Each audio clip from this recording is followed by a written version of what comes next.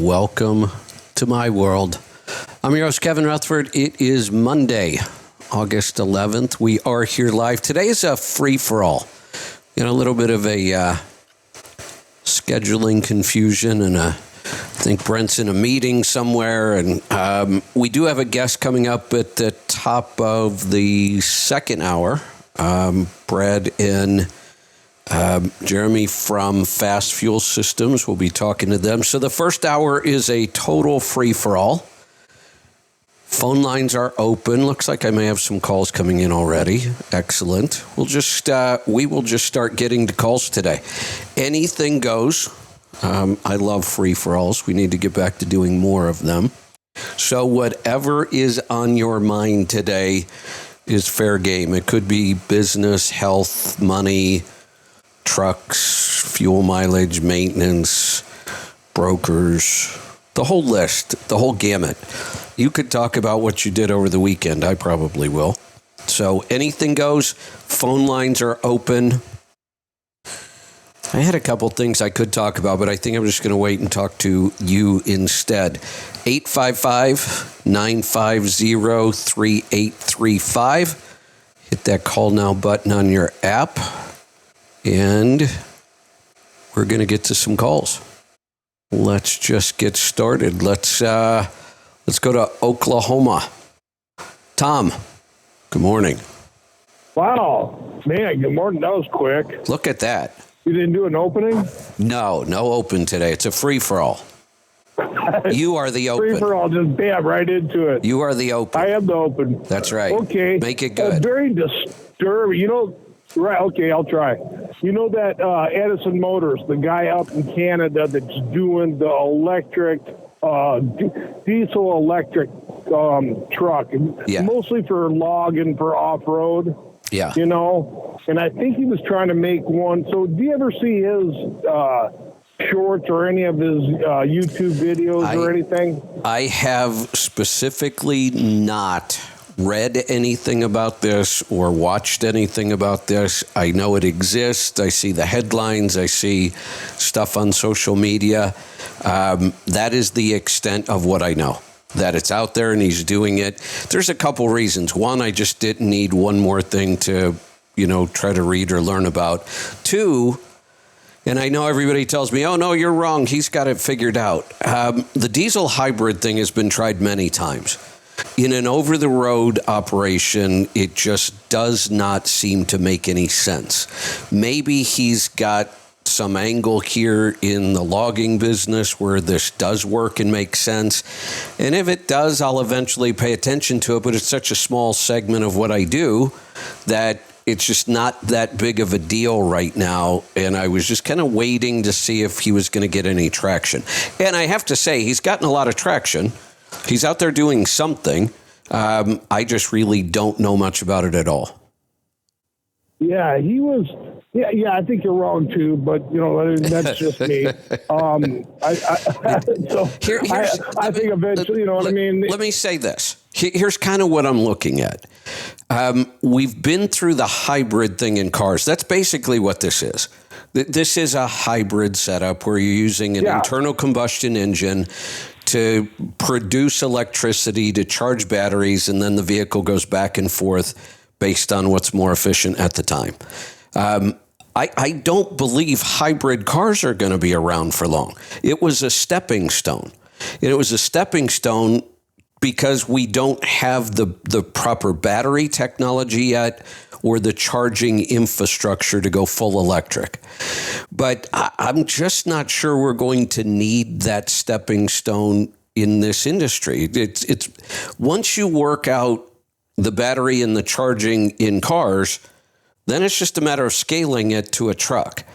I could be completely wrong on this. We may end up with a bunch of hybrid trucks running around, but I'm wondering why we haven't seen it yet. And I can go back, man, I'll bet it was 12 years ago at Louisville. They had a truck like this, very, very well designed and built from what I could tell, and it bombed. And all I could see that they were there for, they were trying to raise investor money, and they must have failed at it. But I offered to rent the truck. I wanted to use it in my operation. I was going to rent it from them. And they said, well, it's not really operational. And they took it out of there on a flatbed, so it wasn't drivable, obviously. So I don't know. I seem to be the lone voice out in the wilderness saying, I just don't know if this hybrid's a good idea. Yeah. You're the lone dissenter. You're the what's her name? Kanji Brown Jackson of the trucking industry. Hey, you know what?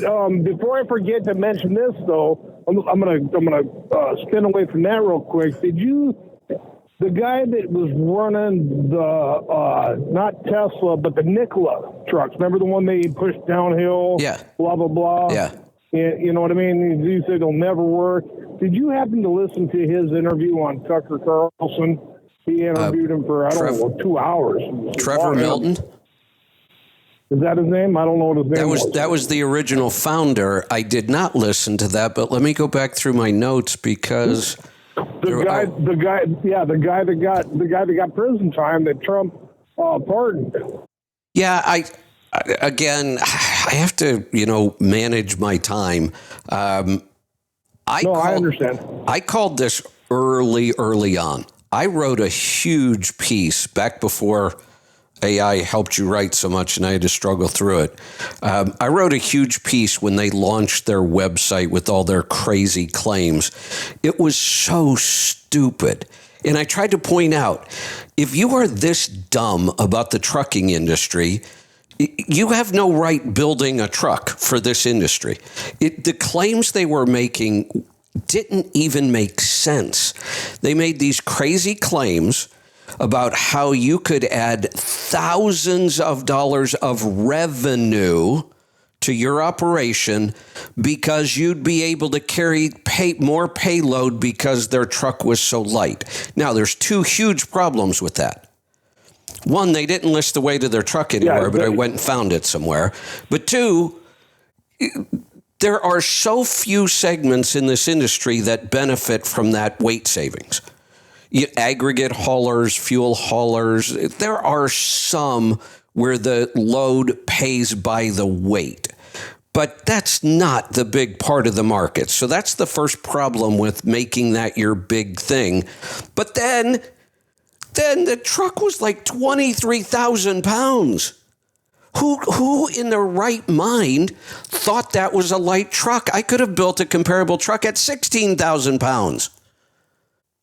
Well, so my truck, just this Freightliner weighs, a lot more than that.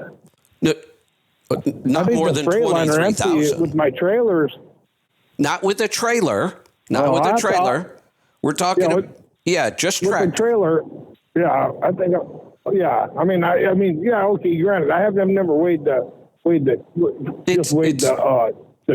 tractor. Maybe 20, and that's a stretch. It's got to be. And I think it's more than that. Well, we'll get some feedback. Maybe trucks have gotten a lot heavier than I thought. But we'll go back to when this truck was being built and they were making these claims. I could have built a 16,000-pound truck.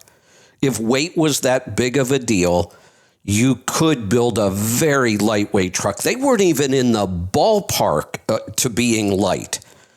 They weren't even in the same universe as what you would call a light truck. So that was one problem, is why do you think your truck is light? It's way on the heavy side for a tractor, and nobody promotes their truck as being, ours is so light you're going to make thousands of dollars more, because it doesn't make sense. Yeah, that's a silly claim. That's a silly claim right off the bat. Well, that was like their big thing. It was all over their website, and that's what. Not that one issue. It's just if you misunderstand this industry that bad, what else are you screwing up about this truck? That was my point. That they led with that as their big feature. The truck was $500,000, by the way. There was one huge problem with it. So there were so many problems, and I did this whole big write-up, and I can remember when John Walco was on the show, every week we'd call it vaporware. And I said, I've seen this story before. Yeah. They build these crazy trucks. They talk about the best horsepower to weight ratio ever. Or they have all these things. And all they do is try to raise a bunch of money and then they disappear. And I said, I just have a feeling that's all this is again. That's now, right. No, I know. And I had to, all the opinions that I had towards that guy was basically from your show. And then I listened to him on Tucker, and then I realized, you know what? This guy got screwed by the government and by what do you call the guys that the short sellers? No, the short sellers. The short sellers murdered this guy. And it's really interesting. It's really interesting to listen to the short sellers and how much influence they have in the media and where they go. Let me address that. First off, let me say, I know almost nothing about him. I didn't focus on him. I focused on all the problems that I saw with the truck. And then at one point, there was so much interest in this. U.S. Express bought into it big, a bunch of fleets. They had orders everywhere. And I even said, maybe I just got this one completely wrong. I didn't think so. But then we found out they were cheating on the so-called road test. And then we found out all the money problems. That's the whole thing. That's the whole thing, though. The road test, yeah. The road test wasn't a road test, and he could have started the thing up and rolled it, instead of rolling it downhill. They wanted to make it look good for the little whatever they did, that's a problem for commercial. Me. That tells me you're not completely transparent. You're borderline dishonest. Well, if you listen to them, and I think you might change your mind, because they could have certainly started the thing up, and then it was working apparently. But just for that doesn't make sense to me. Why, if it worked, why didn't you drive it? No, I know. Show me it pulling freight. Well, right. There's been a lot of controversy. I totally understand you. There's been a lot of controversy around Tesla's trucks, but we have video of it going uphill with almost 80,000 pounds passing other trucks. And it's real. Well, heck yeah, they break down all the time up there on the grapevine. On the path there. Yeah. No, the other one. The one going over to Donner. From Reno. Yeah, Donner. Donner. Yeah, they're always they're always scattered along Donner there. Right. So we know, and that's what happens when you're testing a new technology. That's why you test it. But that's real.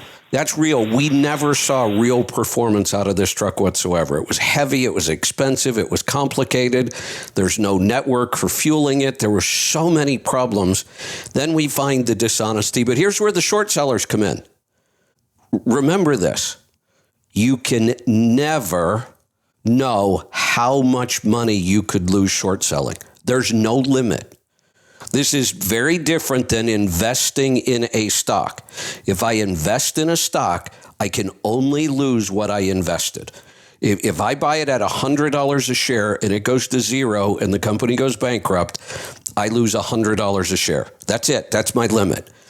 If I short sell and the company succeeds, there is no limit to how much money I could lose. Completely unlimited. So short sellers on a level playing field. Short sellers, huge amounts of risk. So you don't short sell something unless you are pretty darn sure it's going to fail. So yes, the short sellers might have screwed him, but they would not have been in there trying to screw him if they didn't see a huge reason or many reasons why this might fail. Well, if you listen to it, I think you'll change your mind about that, because the game was rigged against him as soon as the short seller, whatever his name was, he had people behind him that are good at just bankrupting companies. They're good at it. They're just really good at it. Yeah. Anyways, it's really interesting. So back to Edison, though. Okay, so Edison, which we already know your feelings on. Oh, wait Edison. a minute. So I wanted to get to this. The There's a company, High Road Energy, and all I did was read the headline because I'm just not that interested in the story anymore. High Road Energy wins Nikola auction. Founder Milton says he submitted a better offer. So I'm starting to wonder about this guy. Maybe I will go watch this because now he's crying that he submitted a better offer, but he didn't get the deal. Why not? Come on. He seems to always have some excuse for something. It looks like High Road will receive 103 new Nikola Tre hydrogen fuel cell electric trucks. They were the successful bidder for the trucks, spare parts, software platforms, and IP assets from bankrupt Nikola Corp. I think Lucid actually got the plant in Arizona. Lucid's that kind of high-end electric car maker. They're fixing to go bankrupt. Yeah, they might. I didn't dig into this. If Milton made a better offer, why was it turned down? Come on. Well, ask Alex Jones about that, and that's another rabbit hole right there. That whole Alex Jones bankruptcy thing. They were supposed to have that's another, you know what I mean? As much as you don't like or may like him or whatever, I listen to him quite frequently. That's just another goofy deal there. Yeah. You know what he said the other day, though? He said, I think it was Sunday, he said there was this black woman that she had cancer. It was a really rare form of cancer. And he said they took that black woman's cancer tumor, and now that's what they're making that this not Beyond Meat, but this hybrided meat shit. They take for a black woman's cancer, and then they make meat. Well, we meat have out of it. Dude. We have a He's restaurant. serious as a heart attack, man. He is serious. If I haven't done enough reading, I'm not going to doubt much of anything anymore.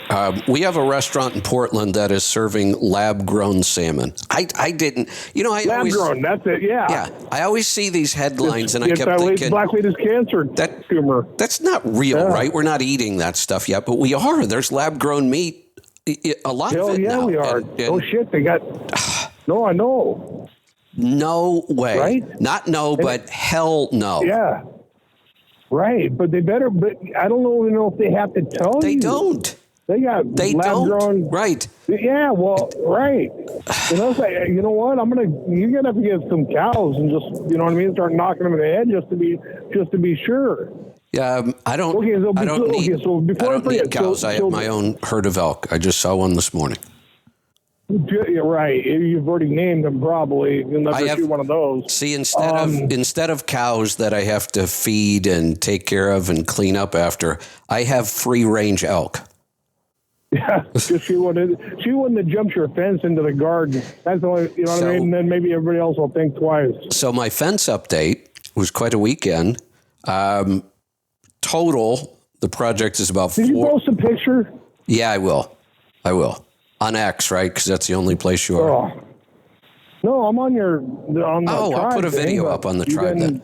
I'll put a video up on the tribe. Yeah. So it's about 450 feet of fence total. So if you do the math, we're doing 8 foot. That's 60 poles, and we're 3/4 of the way done. 3/4. Yeah. Getting around you're coming around the bend then. Coming around the bend. We're heading to the last corner, and then we have one short run.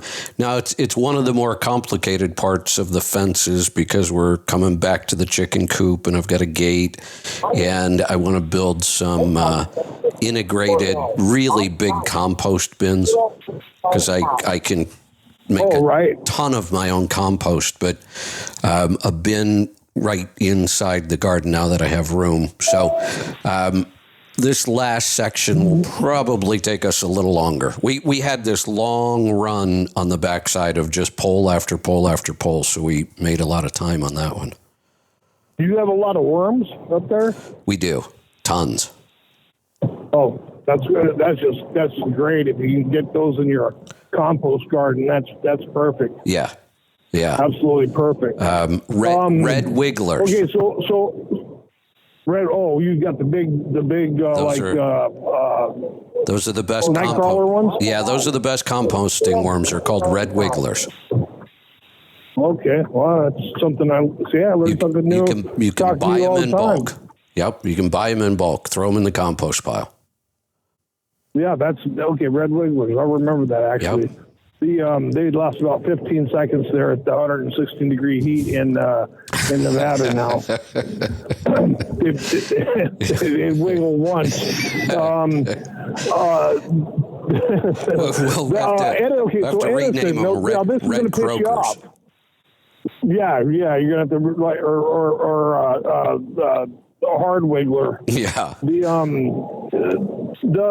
Edison. So Edison, the guy got all the way. There was a big show at the end of, I think, the end of this month or last month or something. He wanted to get his truck to, which is totally understandable. So he goes to, I don't know if he was going to use Caterpillar or Detroit or what motor he was going to use. So he was going to put the motor in his truck to use it as a generator, right? To charge all the stuff, right? Well, the EPA of Canada, whatever they call that, said no, you can't do that. That's for an on-road diesel truck. You're going to change the parameters a little bit, and it's never been tested for the environmental quality of the motor once you use it and change the parameters a little bit to use it as a generator. Can you believe that? So that is his big hookup now, is he can't figure out, because even if he's got DEF in it and everything else, even if he can't take a regular motor, whether it be a DD15 or a whatever it is. Well, wait a minute. Wait. Here's the first thing. You have got to use a significantly smaller engine. Otherwise, which I'm sure he's going to. Yeah, what's the point? The one I remember, I think it was like a 7. Now, don't hold me to these facts, but it was around a 7-liter John Deere engine, I think, was one of the trucks attempts I've seen. Here's the problem. I'm not betting against this guy. He seems like he's pretty darn sharp. Well, you are now because I'm just pointing out why it doesn't make sense to me. Well, maybe. Maybe he'll get around that. He seems like a really sharp guy, and he seems to be working hard, and he's made a lot of progress. Here's my issue. The same reason I tore the Nikola apart. It doesn't make sense to me. The whole concept. I'm all about efficiency. I don't care about electric trucks per se. I want a cheaper truck to operate. Right. That's what I want. And that's lifetime cost of operation. That's what matters to me. When we look at this process, I have to run an internal combustion engine. Now, I have to have emissions on it. I have to have all this other stuff. That's a problem. Then I'm using that to drive a generator, which now means we've just introduced inefficiency. Generators have a lot of friction. And we are converting energy one time now. Every time we convert, we lose energy. Now, from the generator, we've got to charge batteries or an electric motor. We have another conversion. We go back and forth from mechanical to AC to DC. We have all these conversions. That is horribly inefficient. So this thing may work, and it may haul freight. It may do all the things we want it to do. Somebody better show me how I'm going to save money with this. It doesn't make any sense to me. And then now I have a whole bunch of new complicated maintenance issues. I've got some weird 6 or 7 liter engine that none of my regular shops know how to work on. That's not what they do. Now I've got a generator that somebody's got to work on. That's a whole different shop I've got to go to. I've got electric motors and batteries, and this just makes no sense to me.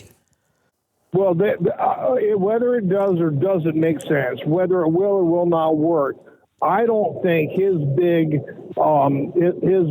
challenge should be if the Canadian EPA okays it for on, you know, for use on the road or not. I agree. I don't think that should be his big stumble.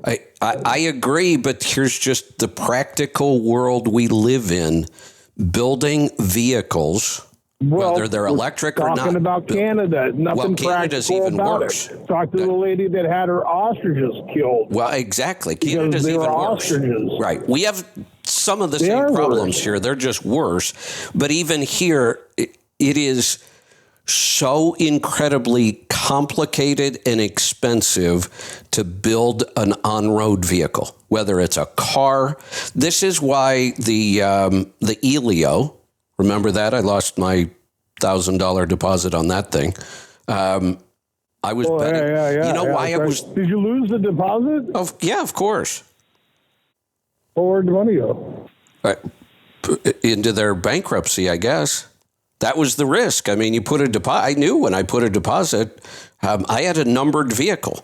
I mean, I knew when mine was going to roll off the assembly line, except the assembly line never got built. They ran out of money. But the reason it was three wheels was because then you only have to meet motorcycle requirements, and they are a lot less than trying to meet passenger vehicle requirements. This is why up until electric, we didn't see. When was the last time we actually saw a new automaker join the party? Tesla. Think of all the new automakers that attempted and went out of business, or the ones who had been around a long time and went out of business. This is a difficult task, and I give the guy tons of credit for what he's accomplished so far.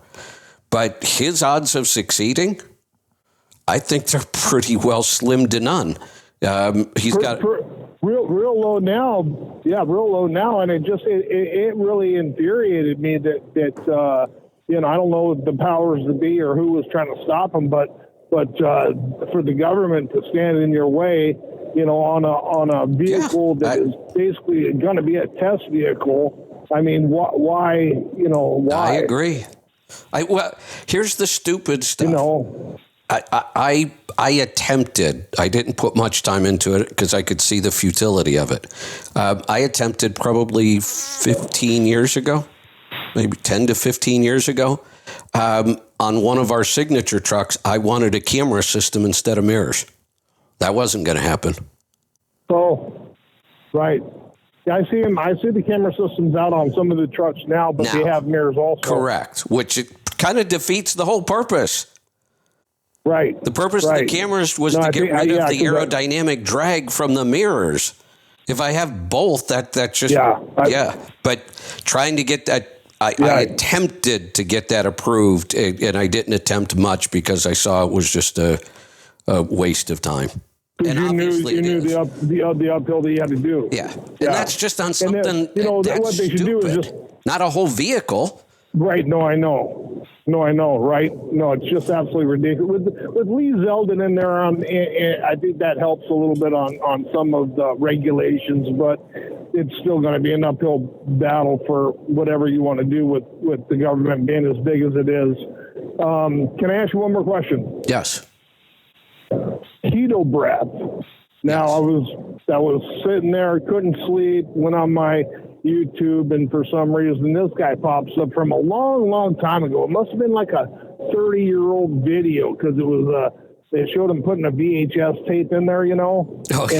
And this, yeah, you know. Yeah, that's old. It's maybe 40. Yeah. I don't know if it was a beta or a VHS, but whatever. He put the tape in there.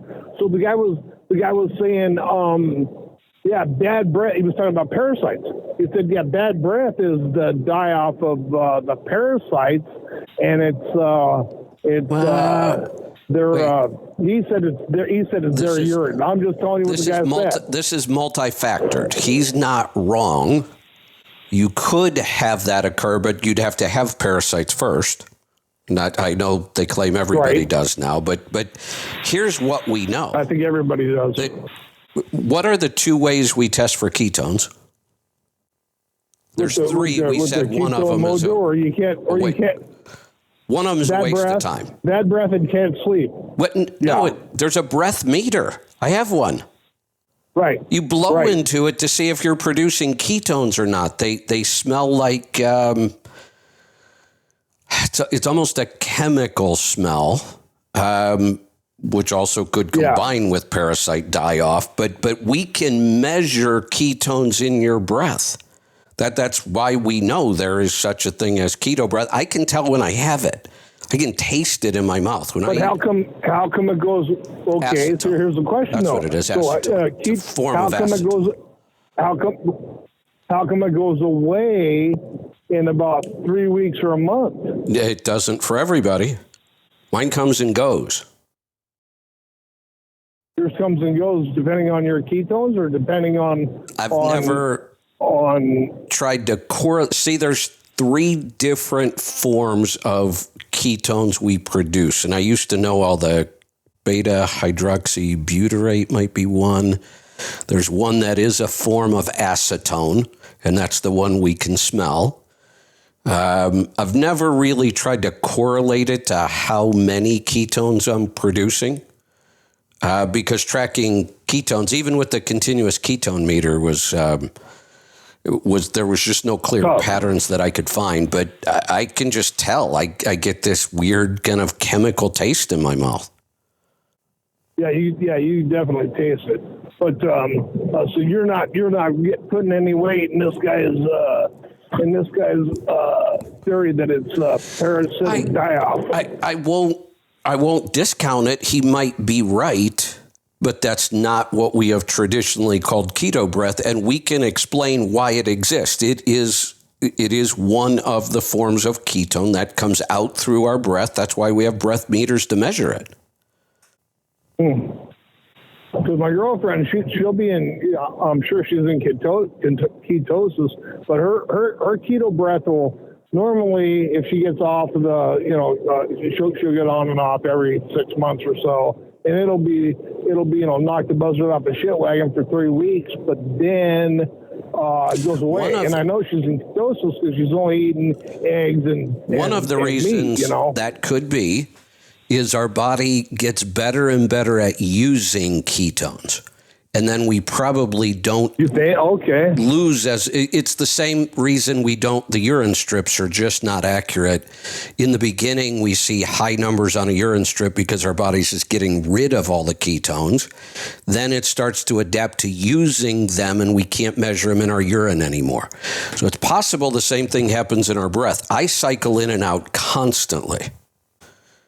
Daily and weekly, I'm cycling in and out because I do eat potatoes, rice, some sweeteners, honey, and maple syrup. Some days it's heavy, some days it's not, which is exactly what we want.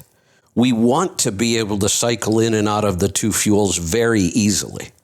So maybe that's the reason that mine comes and goes constantly, is because I'm always cycling in and out. Right, and I guess if it's parasitic die-off, then once they die off, unless you're loaded with parasites, which you're probably not. I have no indication of parasites. I mean, I know what, and it's not always easy to know, but I'm pretty in tune with my body, and I know what kind of things most parasites could cause. I'm not saying I don't have any, but I don't have enough that die-off would be an issue. You don't have pinworms. Exactly. Have you ever had pinworms? I've had ringworm. It's a big wrestling thing. Is it? Yeah. Oh, horrible problem in wrestling. Oh, my God. Yeah. You definitely know if you have that. Yes, you know if you have that. That's for sure. Yeah. Everybody else knows, too. That's right. Yeah. That's right. Funny. Yeah. Right? Can't get his hand out of his pants. Okay, yeah. That's funny. Okay, well, geez. So here we go. I'd like you to listen to that Tucker, though. The chat room is helping me out. So acetone was the chemical I was trying to think of. Nail polish remover. Acetone, okay. The three forms are breath is acetone. urine is acetoacetate, and blood is beta hydroxybutyrate. That's how we have to measure it three different ways. There's three different chemical compounds being formed. And I believe that both breath and urine are not as accurate as we'd like them to be because I think they come and go. Blood is probably our most accurate. He wasn't. I just thought of keto breath when he said that bad breath is caused by parasites. Got it. Okay. So, you know what I mean? So so I'm not saying that the keto, so that makes sense now, but I wonder if he is onto something about bad breath and parasites. This can be difficult because we can have bad breath from our gut or from our bloodstream. Think about it again. How do they figure out if you're drunk on the side of the road? With a breathalyzer. Yeah. A lot of things do come from our bloodstream out through our breath. The idea of eating like parsley after your meal actually helps bad breath that's coming from your gut. It neutralizes a lot of the things that cause that. But we also have bad breath from dental issues too, so that's going to confuse things. Sure. Is that why they put parsley on your plate when you go to a nice restaurant? Or they used to? Yeah, they used to have a big, nice curly little piece of parsley there, and you were supposed to eat it after your meal. I always ate it. I love parsley.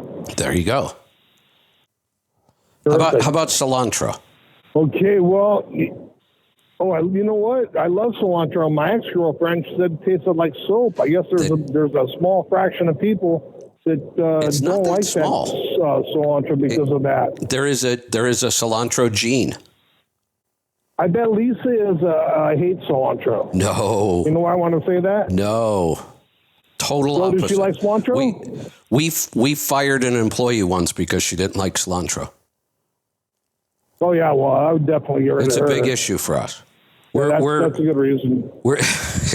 And she says she's still here. No, both Lisa and I absolutely love cilantro. And raw, I love it. You should chew cilantro the way you would chew parsley. It helps take out heavy metals. Oh, okay. Okay, because my ex-girlfriend said it tasted, had that soap gene or whatever. Yeah, that's a gene. But she was a super taster, and you said Lisa's also a super taster. She is. She really is, but she loves cilantro. Yeah. She doesn't have the bad cilantro gene. Okay. Right, so I guess you can't really be that super of a taster if you don't like cilantro. Well, I'll have to give her a ring. You're not that good. Here's the weird thing about taste. You can be a super taster, and sometimes that just means you enjoy those strong tastes even more. Like, think about dogs or animals. Explain the cilantro. I mean, they can eat some stuff that, you wonder, how can you do that? And they smell 100 times better than we do, and yet they walk around sticking their nose in stinky stuff all the time. Right, and nothing better than like puppy breath. Yeah, what I mean? Exactly. So it's a rarity to have a dog that really has bad breath all the time. I've had a couple dogs, but most dogs have pretty decent breath for the shit they eat. Well, literally, and it's not the weird stuff they eat outside, cat poop and whatever else they find. What gives them bad breath is the lousy dog food we feed them. Man, don't even go there. So we got 4 St. Bernards, and then we were feeding them the shit dog food for a long, long time. So for about 2 years now, we've been feeding them the good dog food that doesn't have any grains in it. Yeah. It's not meat, but it's what I mean. Right. It's not the processed. Yeah. I forget the name of it. And it's just going to put me in a poorhouse. Oh, it's like $60 for a 40-pound bag. Well, Yeah, see, they go through like every 2 days. we did the same thing to our pets' food supplies we did to ours. We had one criteria for food: make it as cheap as you can possibly make it. Don't worry about anything else.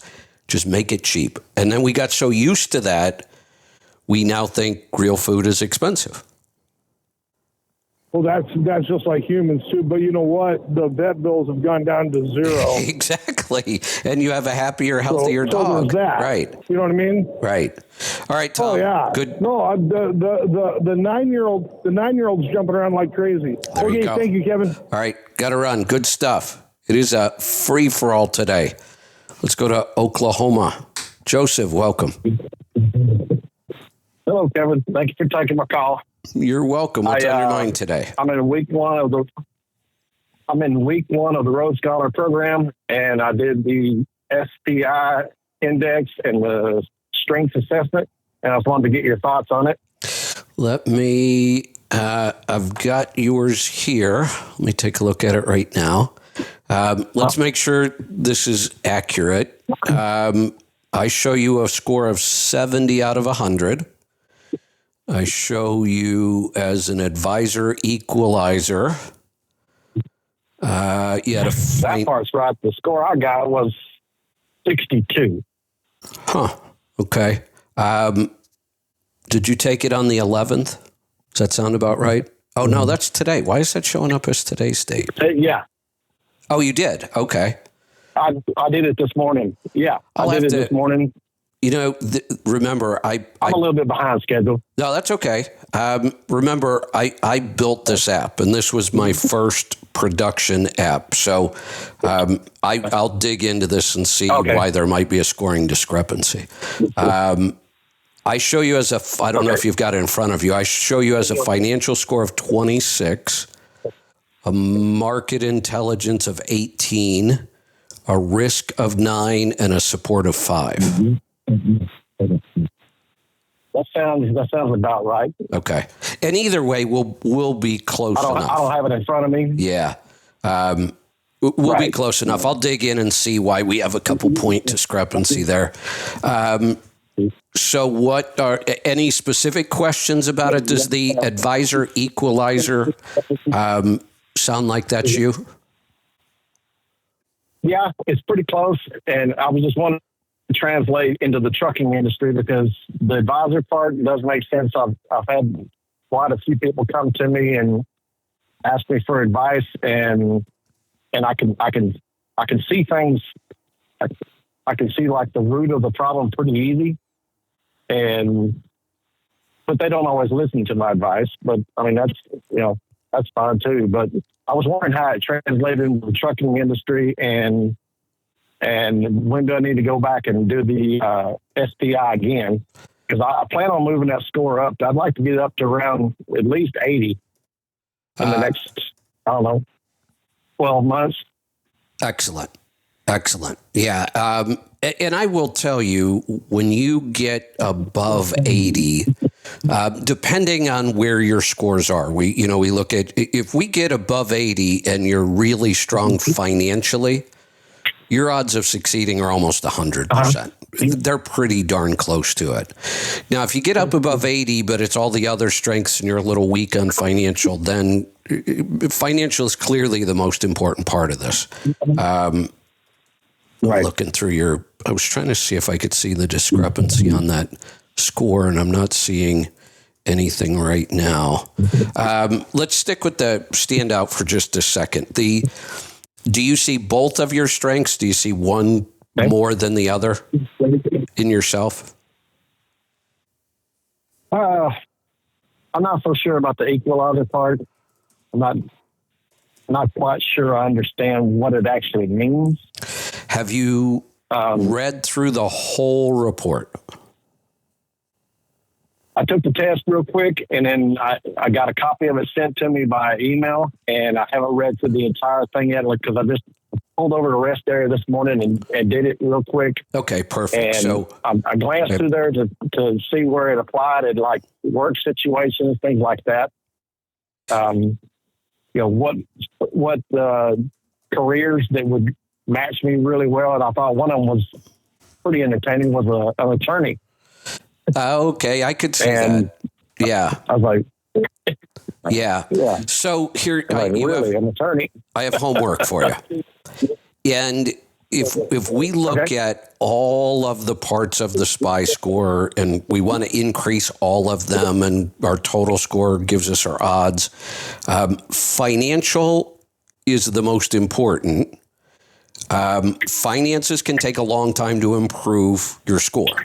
I mean, sometimes it's just time. It's a lot of discipline, and then it's just time, no matter how disciplined you are.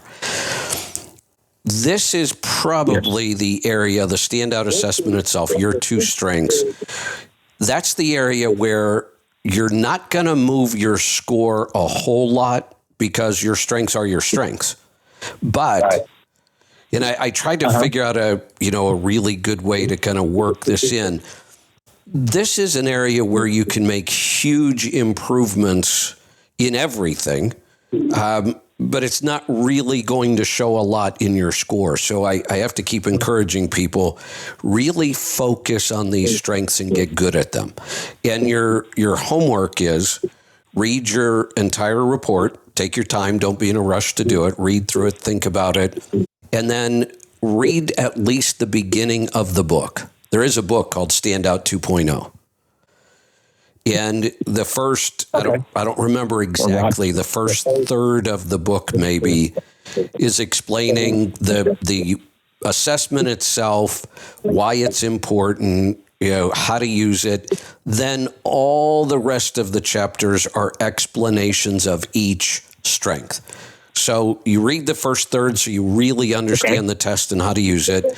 Then you can just cherry pick and read your two strengths. Or you can read them all because there's another way to use this tool. I use it a lot. You can start to recognize these strengths in other people, and then you know how to relate to them better. Right. Okay. So Standout 2.0. Yeah. Yeah, that's the book. So I just wrote that down. Yeah, this is one of those areas that the more time you spend on this, the better you get at it, the better everything becomes. Your relationships, your performance, your productivity, it just really helps align us so we spend time using our strengths and not wasting time on things we're not good at. I use this every day. A good example right now is I could look at what I've spent 100+ hours on, probably more than that now this year, and say, why am I spending so much time on this? And it's AI, and it's this AI coding and all these projects I'm working on, because for now, this is my strength. I'm a pioneer. This is cutting edge. This is new. Very few people understand this or know this. I wish I could go to my development team and say, here's the idea for my app. You go build it. But I can't. I need to be the one to spend the time figuring all this out, what the potential is, building apps like I built this one. I'm on to another one now. I've got 3 or 4 more in the works. I see this as huge potential going forward. At some point, I won't do this anymore at all. And that's what a pioneer does. I come up with the ideas, I test the ideas, I work out the ideas, I research, figure out how to do it. This is just a big one because there's so much to learn. But at some point, I'm going to hand this off. This is not something I should be doing every day. And now I understand that. And there was a time when I didn't, and I wasted so much time on things I shouldn't have been doing. For me, the one thing I should never waste time on, and I really don't anymore, is trying to be organized. I'm not. I hate the whole thought of it. It makes me crazy. I used to think, well, you can't succeed if you're not organized. You're just a crazy mess. You're just running around doing all kinds of stuff. Well, that's okay. I'm running around doing all kinds of crazy stuff if it's the right stuff. And I waste time if I try to get organized. It's just not my strength. I get frustrated with it.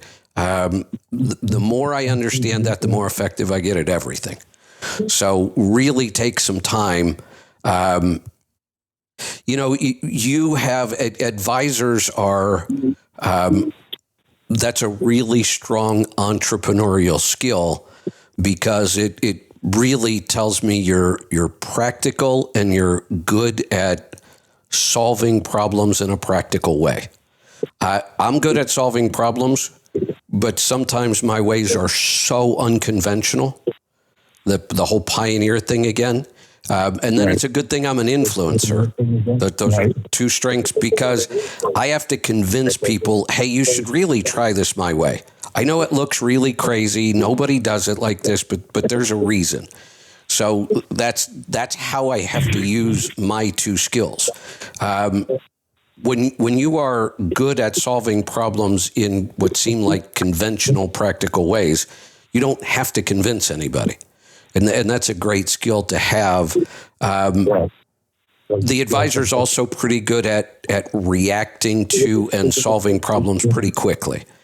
And, if you think about trucking compared to a lot of other industries, a lot of industries, a big part of their day or occupations or businesses, a big part of their day almost never changes, right? They work in a static location a lot of times.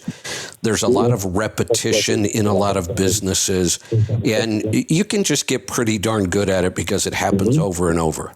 And then you think about trucking. The only thing that happens over and over is that you're driving down the road. Everything else is different from morning till night, right? I mean, things change constantly.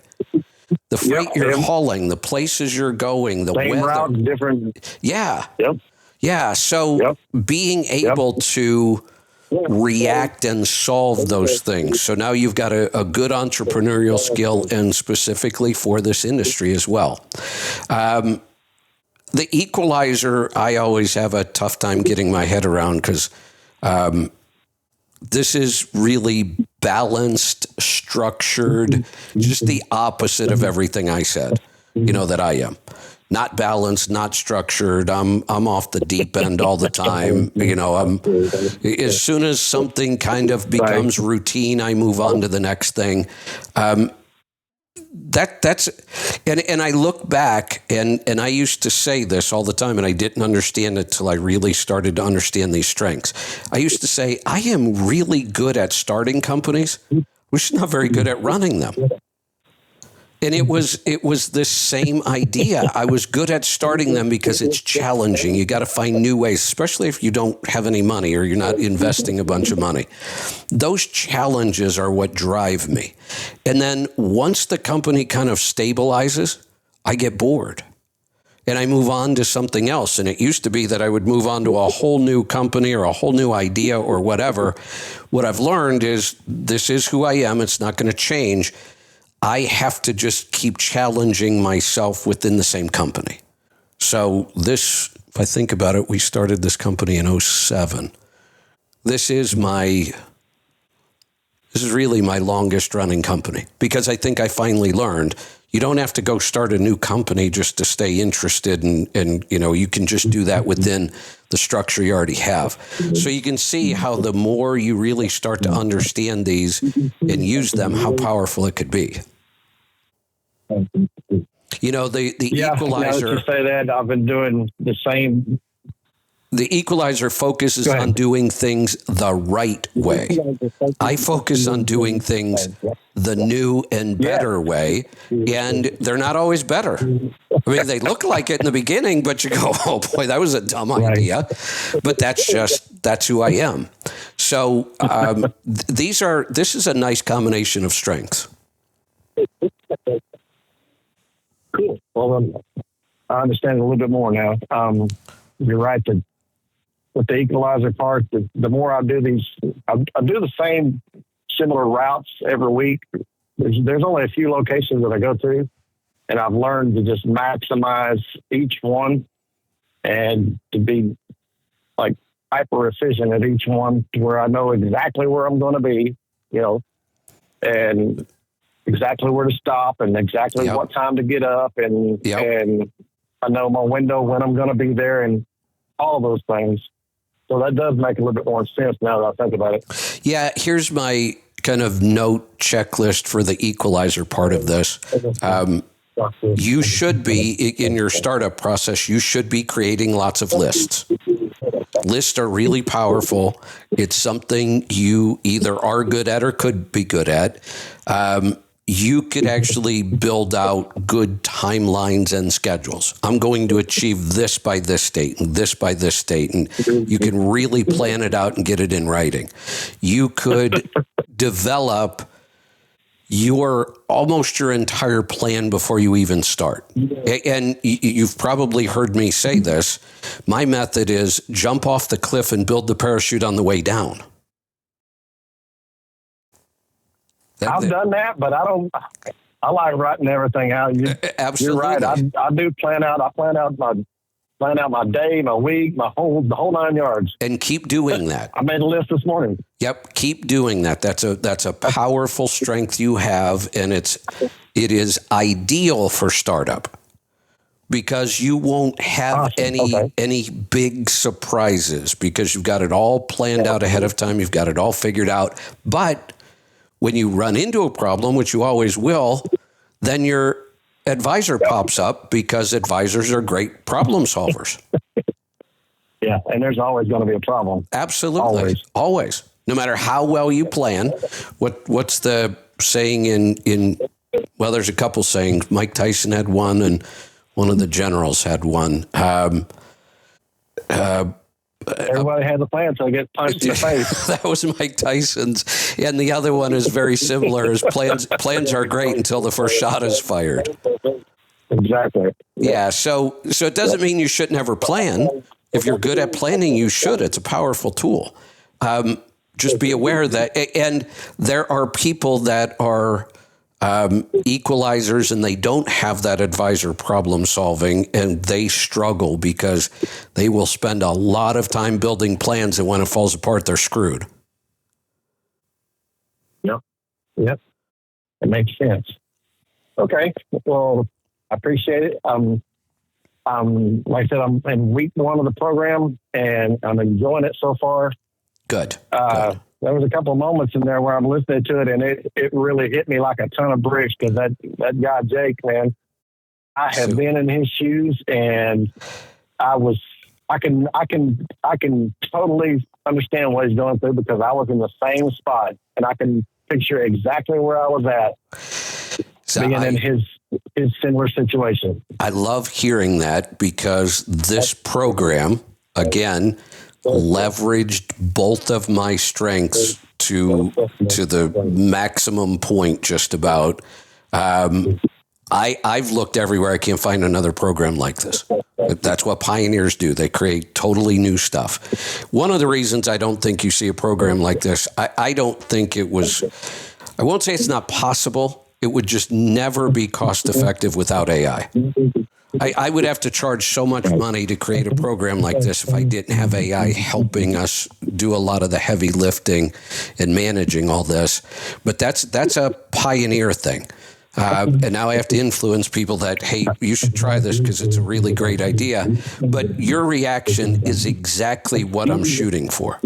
You would not get, I could put you through every course I've ever created. You could sit through every CMC I've ever done, 35 hours a week on stage when I do CMCs. You would never get that gut reaction you got from that story.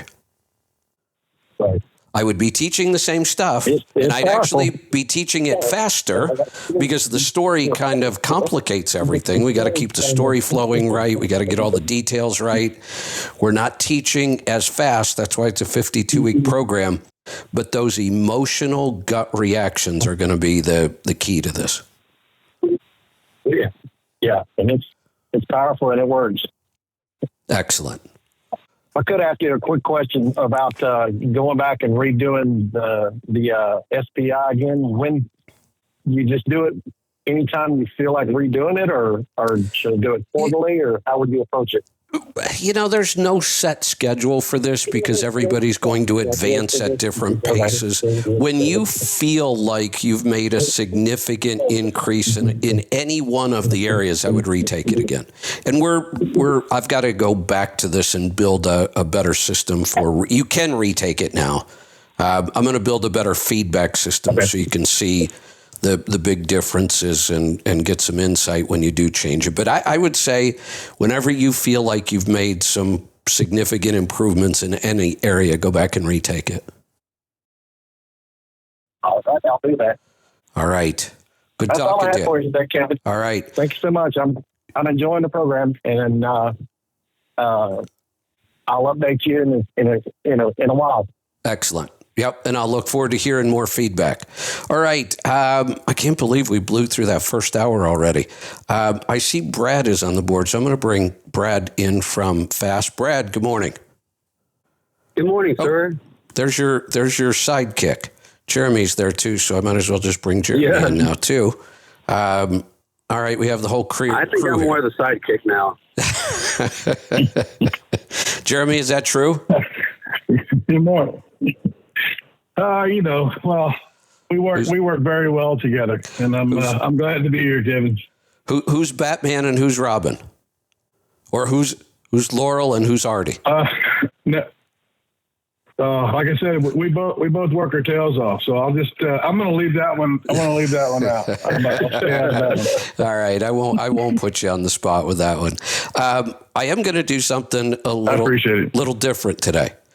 I'm recruiting you guys. Today we're doing what we call a free-for-all, which are my favorite shows. A lot of times we have themes. Tuesdays are all maintenance. Wednesdays are all health. Thursdays all fuel mileage and efficiency. Monday is usually like industry insights, rates and lanes, that kind of stuff. We called an audible today. We're doing what we call a free-for-all. People can call and ask me anything they want, and I mean anything. There's no limits. If they want to ask me about their garden, they can. And we had a great first hour, but we have 2 calls still left from the free-for-all. So I'm recruiting you guys to be my co-host. We're going to take calls for a little bit. You know what? I like it. Yeah, I thought you might enjoy that. Sounds good. All right. So let's go to Saskatoon, right? Is it Saskatoon? Talon, welcome. Yep, that's right. Got it. All right. Can you hear me all right? I do. Now, Saskatoon is where they build pleasureways, don't they? Yes, it is. I thought so. We have Brad, Jeremy, we've got a pleasureway conversion on a Sprinter, and they're built there in Saskatoon. Okay. Yeah. I'm good friend of Joe Parker. What's that? We also build a lot of ambulances and stuff up here too. Okay. There are a lot of conversions for RVs on the Sprinter platform. I think the Pleasureway is one of the top. Just a beautiful build. I've actually been thinking of one of those for our family. It is a great way to travel. We have the big coach, the 45-footer with all kinds of room, and I love traveling in that too. But Lisa and I just did a long trip this year. Earlier this year, we were gone a little over a month, I think, total. We had a blast in that. I was doing my show from the back of the van while Lisa was driving down the interstate. We have a Starlink on it, a little Starlink Mini, so we have excellent internet wherever we go. It's a lot of fun. I could see that. Yeah. So, Talon, what's on your mind this morning? So back to what I think it was Tom was saying about Edison Motors. So what they're doing is it's a fully electric vehicle just with a generator on the front. And the basis that they're doing it on is to be able to do retrofit kits. And it's mostly for like off-road. Wait a minute. Logging and stuff like that. And maybe there's some reason it makes sense in that market that I'm just not aware of. Like I said, I haven't done a ton of research on this, but I have done a lot of research on the idea of what we would call a hybrid, an internal combustion engine running a generator, charging batteries. They're not all that efficient. We've been building them as cars for about 20 years now, and they've gotten a lot better. I remember when they brought the first hybrids out. So you could either buy a Honda Accord or you could buy an Accord hybrid. They got like 1 mile per gallon better. And I used to think, why would we go through all this trouble for that? We've come a long way. The hybrids do better now, but I'm just not sure we're going to need that stepping stone in trucks. When you say it's fully electric, I don't understand that. It's not. Well, the traditional hybrids that you're thinking of, like the Toyota Prius, it runs on both gas and electric. Like it switches between the gas motor powering it and electric motor powering it. But for Edison, it's a fully electric vehicle, electric motors and everything, and batteries, and a generator just tops up the batteries. Yeah, which is, again, is where we come back to the inefficiency. You're converting mechanical energy from the whatever engine. Do you know what engine they're using? Right now, I believe they're using a Scania motor, but I don't know what size. And the reason they're doing that's what Tom's comment was. It's Environment Canada here that's kind of putting the brakes on them. But someone commented why they're doing it this way because it doesn't really make sense. And then Chase, the CEO, went into detail in a video talking about he has to do it this way because they don't have the funds like Toyota does to just completely recertify every engine they do. So they have to get a specific engine that doesn't necessarily make sense to people. Yeah. So for me, again, and that's just for their production trucks. What has he because again, that's just for their production trucks. I have done almost zero research into this, and I just don't have time to go do it because I'm not that interested in it. One of the challenges here, has he stated what his ultimate goal is or was for building this truck in the first place? What is he trying to accomplish? His whole theory was to use a Tesla truck for logging because you use power to go up the hill when you're empty, and then when you're heavy coming back down the mountain, you would use regen braking. Makes total sense. And then Tesla pissed him off, so when he got his money back from Tesla for the deposit he put on his truck, he used that to start a company to spite Tesla. Wow. That just, and then he just so you know, that just puts a huge negative in the negative column for me. That was kind of his way of starting it, and then he just. I get it, and I love people that say, I'm going to do it because somebody said it can't be done, but he this wasn't his original goal. He wanted a fully electric truck, which I think is the future. A full battery electric, internal combustion engine. The other thing that they were already doing before this, like logging was his kind of secondary job that he was doing. He was already making solar generators for light towers up in remote areas. That makes total sense to me. I'm all for electric generators. I have one sitting right next to me that I've got it set up now, so if the power goes out again like it did last week, it won't interrupt the show at all. So I'm all on board with those. There's several problems with his attempt at this, and I was wondering what his goal was because I didn't see it. Maybe I just thought maybe it's something about logging that I don't understand. First off, if he's thinking the other thing, like Tesla, and he wants to recover energy going downhill, which is a big part of this, he built the most aerodynamic, ugly truck I've ever seen that really hinders your ability to pick up that energy. That's why the Tesla is so ugly to most people, because it has the drag coefficient of a Ferrari. This Edison has the drag coefficient of a billboard. For the logging and heavy off-road industry, the aerodynamics really doesn't matter when you're only going Jeremy, 5 mile an hour. Or Talon, hold on. It does. You said his goal was to use energy to go uphill and gain energy to go downhill. You have to have super slick aerodynamics or you waste all that downhill potential.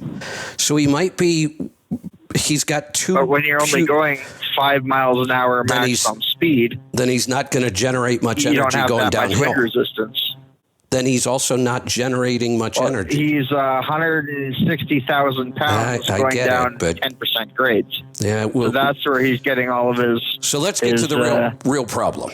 And then the other thing is simplicity.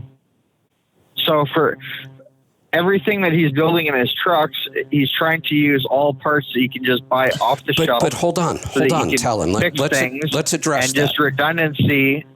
Let's address that, because again, I still don't understand what his ultimate goal is. My goal on a truck is to create the most cost-effective truck I can build. This is a business tool. It needs to put money back in my pocket. And I'm not hearing any of that in this project. In fact, the more I hear about it, the less I like it. He wants it to be practical and off-the-shelf parts. Well, that's fine, but it's more expensive. He's not building a simple truck here. He's building a really complicated truck. And this is where it becomes inefficient. We have too many conversions of energy. We're converting mechanical energy to electric energy. We lose efficiency there. We lose energy. We're converting AC to DC, DC back to AC, or the other way around, a couple more conversions in the process. That's why these things haven't made it in trucking. They're not efficient. So I don't understand what his point is. If it's not about efficiency and cost, what is it? The thing for the other thing for reliability is if something goes out in the bush, you're sitting there for 12 hours just waiting for someone that can come and diagnose what it is. Hold on. In this case, if you blow out a diff, you can shut that one off and use the other diff with an electric motor to get out. Well, hold on. Of the bush to at least get where you can get fixed. If I break down a current truck I use for logging today, there's parts everywhere. We all know how to work on them. It's pretty darn simple. He has multiplied the complications of breaking down out there. He has far more things. He could have a generator break. Who the hell's coming out to work on my generator? He has electric motors that nobody in this industry knows. If your generator breaks, then what? So if the generator breaks, your battery should already be charged, ready to go. If one of your motors goes, you have a completely separate motor to try and get you out of the bush. Yeah, I don't see it. His stuff is way over engineered. But anyway, the thing I called you about is you weren't sure about weights for new trucks or newer trucks. So for a 21 Pete 579 mid roof that I was using for deck, I scaled out at 20,200 pounds is what that truck weighed. And that was not built to be light. That's just a standard build. And that was 3,000, almost 4,000 pounds lighter than the Nikola. And Nikola was claiming you were going to make all kinds of money because their truck was so light. That's what I mean. It never made sense to me from the beginning. It wasn't light. Yours 20,000 on a standard build. If we're really concerned about weight, I can build trucks at 16 and 17,000 pounds. So I never understood how Nikola was making some crazy claim you were going to make a bunch of extra revenue because their truck was so light. Two problems with it. One, 90+% of the freight the revenue isn't based on weight anyway. It's a small part of the market, and they weren't light. That was the first thing that tipped me off, that they just didn't understand this industry. And that was the truck with all of my gear for deck, all my chains and everything, full of fuel with 2 large tanks on it. And then right now I'm sitting in a Mac. This is a 2013 Mac with a high-rise sleeper on it. And I hold 1,300 liters of fuel. I don't know what that is in gallons. Me either. But I'm about 22,000 pounds with this truck fully loaded. Yeah, so even what we consider heavy trucks in the market, and trucks are typically heavy when they bring out a new model. And then they refine them over the years and make them lighter and lighter. But even the heaviest trucks we were producing were still all lighter than the Nikola. So I never understood their crazy claims in the beginning. And from my limited research, it's pretty hard to find a heavier highway spec truck than this Mack that I'm driving. Probably. That sounds and that's pretty darn heavy. 22,000 pounds. Right. So. Right. That sounds pretty heavy, but you're right.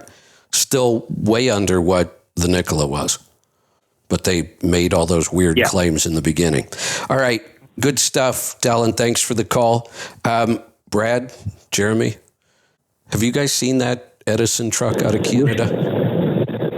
Not at all. I was just going to remain silent and learn. Yeah, I'm really impressed with the guy. I mean, he's done pretty incredible things. He's built prototypes of this thing.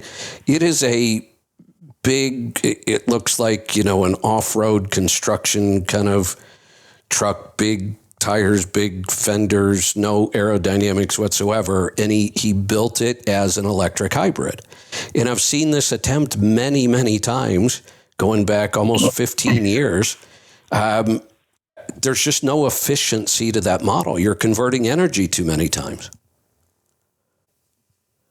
They use what you were saying, I was just sitting there learning and listening.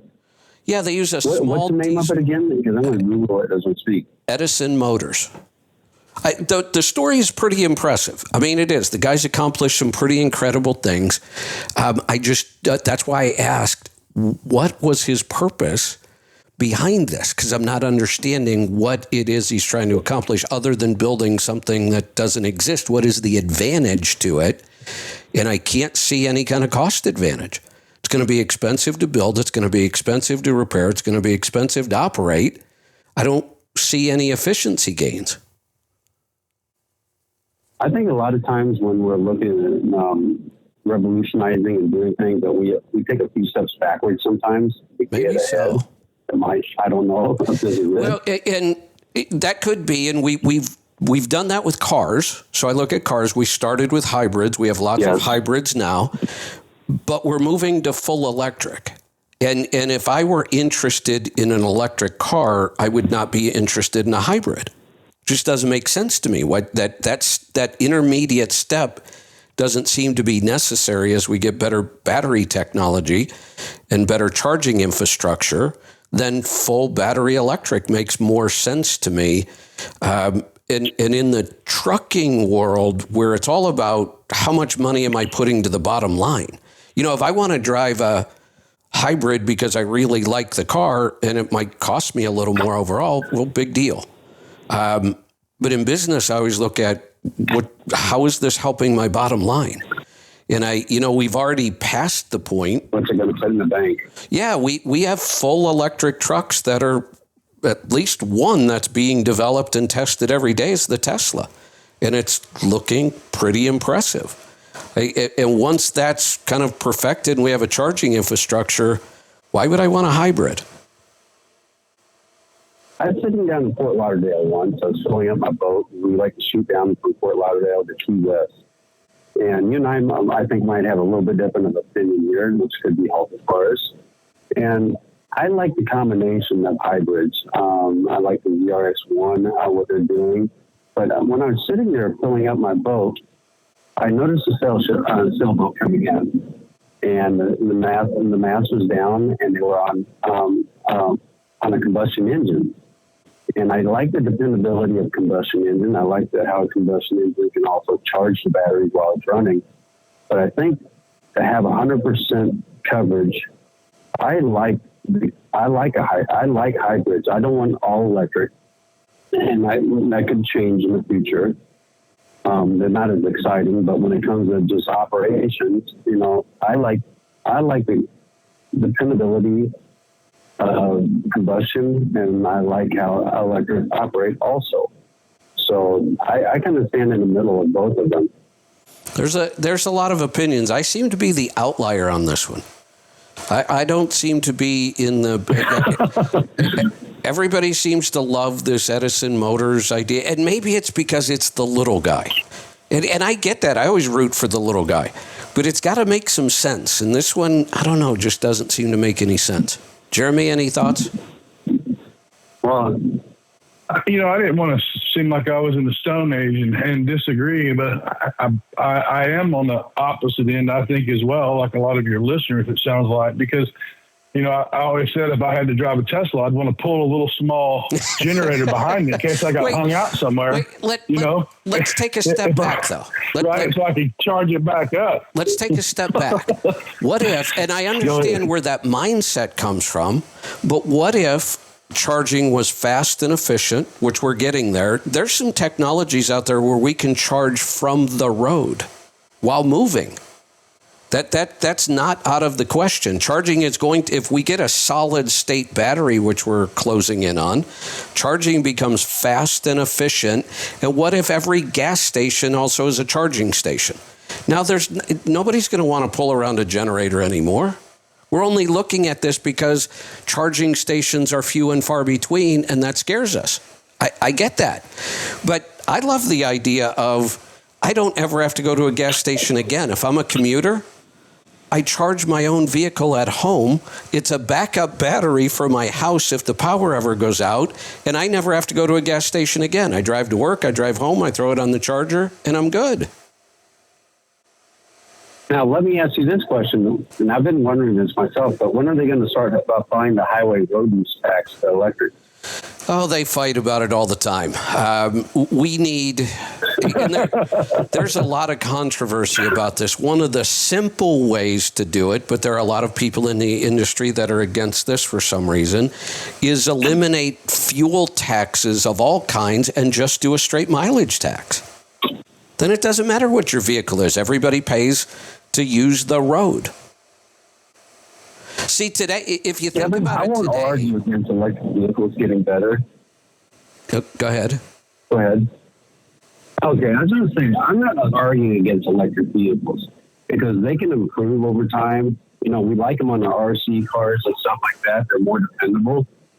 The thing that I would like to see is truth in advertisement, okay? And that's one of the big things that I'm on with my company is truth in advertisement. It's not saving the environment. Now, we might be able to find this new technology that's not using child labor. I'm with you all day on that. Absolutely. I just want truth. And I hate... Thank you. I hate when they call them, I talk about this all the time, stop calling them zero-emission vehicles. They're not zero emission. We just moved the emissions to some other place. We produce all kinds of emissions to get this electricity we need. So, yeah, I'm with you on that one. And here's something else. Stop telling me... That's the biggest thing that bothers me. Yeah, stop telling me it's got a 500-mile range because you know damn well that is under absolute optimal conditions with brand new batteries and the perfect temperature and all these other factors. You know we're not going to get that out of everyday use. So I'm with you on that part of it. Okay. Thank you. Because that's what bothers me the most because you know what? You don't want all that smog and all that where there's not, if you're in LA where you don't have airflow. So that I can see when you don't have airflow to move carbon emissions out. But all you're doing is you're moving it somewhere else and it's usually not as efficient. So I can see the use for it. I love speed. So I want one, but I'm not going to buy one just because they are sold of a false pretense. No, I get it. And except for the ZRX1.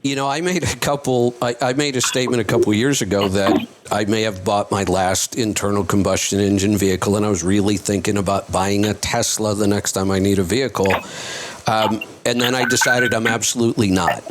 And the only reason I decided was all the stupid stuff they were doing around electric vehicles. Mandating them, pushing them. They pissed me off so much with all of that. I said, all right, I'm not buying one now. Just let it happen. Let the free market determine. Right. Let the free market determine if we're going to have electric vehicles or not. And you can tell that because all the new gas stations that are going up. You travel a lot, and I travel a lot. Jeremy travels a lot, and I can tell you I was traveling a lot between Texas and Missouri. And there are a lot of new gas stations going up. So I knew that the whole electric push was not going to go through because those guys that are making those gas stations, they know a lot more than we do. It was all political. And that's the last thing I want. It was all political. Let the free market figure it out. So, all right. enough of that. We're going to take one more call, and then we're going to come back and talk about the opposite of electric. We're going to talk about good old dinosaur fuel. Let's go to Illinois. Jerry, welcome. Well, Kevin, I'll give you credit for having nerve. What did I do bringing now? me on right now. Oh, come on. Because I'm the one that's been a very outspoken critic of FAST.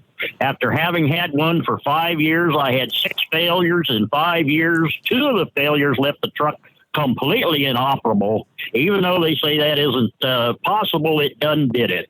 Jerry, so you know. That's not what I called about, but I guess I'm glad to get the chance to visit about it. Well, you know, we're completely transparent here. We will. Absolutely, you are. I appreciate that. Whether it's our service that failed somebody, which we do, or one of our vendors, we make it clear to our partners as well that this is a platform where we talk about these things, not hide them, because this is how we all improve. And I'm sure Brad and Jeremy will address that. We've talked about it before. So let's get to what you did call about, and then we can go back to that later. All right. To piggyback on Callan on the 2023 Freightliner Cascadia with the 8 batteries full of fuel, 20,140 pounds. Yeah. The whole Nikola thing was just, and the thing was when they came out with that, and I wrote the article about it, and I would talk to people about it, everybody would just blow it off. Like, oh, no big deal. No, it is a big deal. They led with this idea. It's a huge deal. Yeah, it was. It told me you don't even understand this industry, period. And everybody just seemed to buy into all the hype, including U.S. Express. Yeah, I think how much they lost on that. So. All right, on to the reason I called, and I guess I told Angie to put that on the board. You'd be absolutely flabbergasted with what she put on the board of why the hell I called. And AI and vibe coding. But here's the reason I want to call about it. Having living in Illinois, and you've seen some news coming out of Illinois lately that's been on a couple of shows, and there's been a map displayed on TV here, all kinds of stuff from Illinois. Here's my question is, with what you know about vibe coding and AI, if you were given exact population figures and county lines and natural boundaries, how long would it take you to write a program to draw up even, concise, contiguous districts for congressional districts? Probably 10 minutes? Probably. Just to be completely realistic, a functioning app that could do that, I bet 10 hours. But that's insane because, So why aren't we doing that?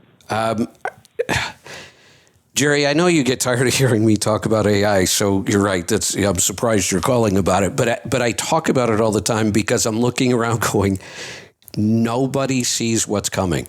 And when I say nobody, I think I'm finally getting them on board. Our development team thinks I'm insane. They don't see this. I work with another software development company, and we had to do a demo for them on how fast I could write code, and I know nothing about writing code. And now I'm putting out full-blown production apps. I'm ready to release my second one now. I still can't write a single word of code. This may be, in my opinion, the single most powerful feature of AI. Its ability to write incredible amounts of code, complex code, so fast it makes your head spin. And yet, the people who should see this coming don't see it coming. But then why are we arguing about gerrymandering when it would be so simple to write a program that would draw concise, contiguous, equal districts for congressional seats? I have an answer for you. Who's arguing about it primarily? Whose decision? Exactly. These politicians don't know AI from their ass. They might talk about it, but they have no clue what it's capable of and what it's already doing. So they're just arguing their typical politics like they have for decades. We can, I'm not going to say solve, but we could make incredible amounts of progress if the right people start using AI the right way. Here's what's going to happen, though. Oh, I know. And being from Illinois, and you've probably seen the map, Illinois map. Oh, yeah. What a mess. And that is something that AI is incredible at, holding a large amounts of data and making sense of it in ways that really is kind of scary. The way it can code is almost scary to me. But then here's the other thing. Aaron and I talk about this all the time because both of us are learning this. Aaron spends even more time on it than I do because that's his kind of primary job, and I have too many other things to work on. But we talk about this all the time, and I keep trying to come up with the perfect analogy for what AI is.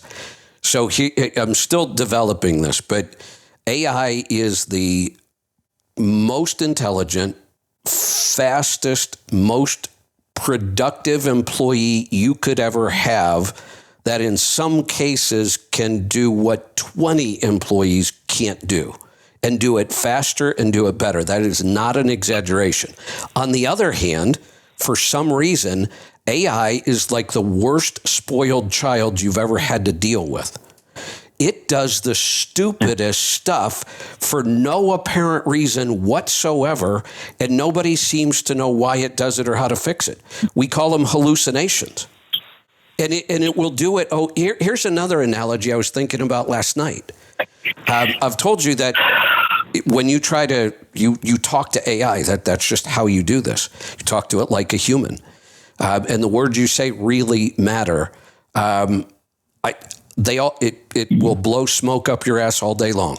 Every idea you give it is the most amazing idea that's going to change the world. That's how it responds to everything.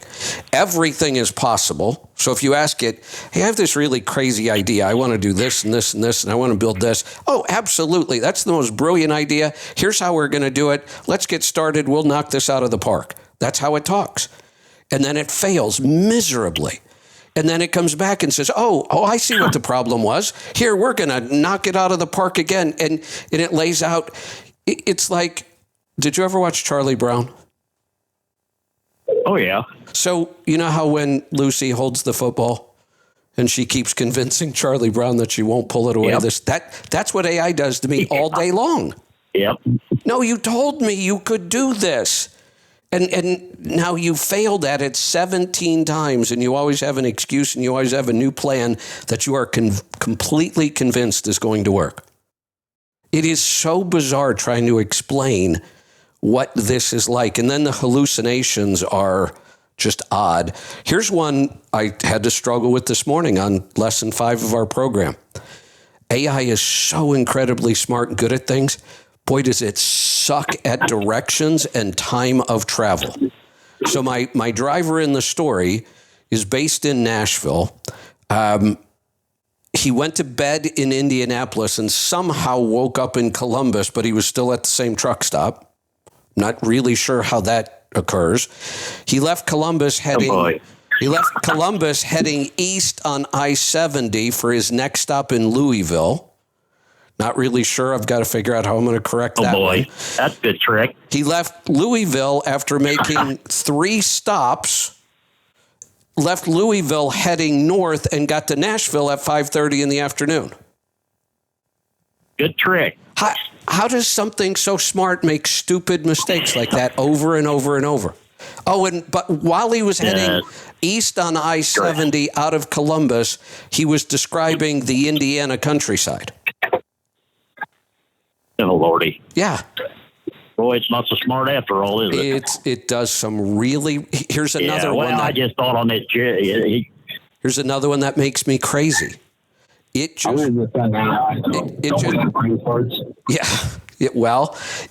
maybe it's more human than we want to believe. It can't count. Exactly. It can't count the number of words it just wrote. It can't do it. I have to, after it writes something, I have to copy and paste it into a program to find out how many words are there. If you ask it, it will just lie. If I force it to count the words, out loud. If I force it to count the words, you know how it does it? It writes a whole software program. No, it will estimate it all day long, and it will be wrong every time, not even close. But if I force it, it will say, okay, I'll give you an accurate word count. It writes its own software program on the fly to count the words. Except that's all processing time that's costing me money. Right. Well, there you go. They know that. It is one of the most bizarre things I've ever learned. Yeah. Well, I just see such an application for this goofy gerrymandering arguments that just take it completely out of the hands of the politicians and say, here's your map, live with it. If I didn't have 6 other software projects on the books, I might tackle it. All right. Well, I'll send you Governor Walrus's of Illinois' address, and you can mail him the program and tell him to use it. All right. Oh, no, come on. If it's government, that bastard just rubs me the wrong way. If it's government, I'm going to sell it to them for $500,000. Oh, there you go. Yeah. Oh, he'd probably pay it too. I'm sure. But it wouldn't. But then he'd rewrite it. He'd rewrite it. As long as you get the politicians out of it. So, all right, that's all. All this goofy map in Illinois, and that's just been that way for years, and there's no way we're going to prevent it. But I just thought that AI would be a good use of it. I think it could be. So we'll leave it right there because I certainly don't have time. But good idea anyway. So, Brad, Jeremy, you guys had a whole lot of encounters with AI yet that you know of? Our marketing team does. I don't. I direct. I delegate. Yeah. We're also learning to leverage it outside of the marketing department as well. Even in like tech support, customer service, chat, things like that, AI can be used sensibly to help because it can handle, as you just said, it can handle more data than you can ever imagine, and being able to help in order to like training new customer service reps.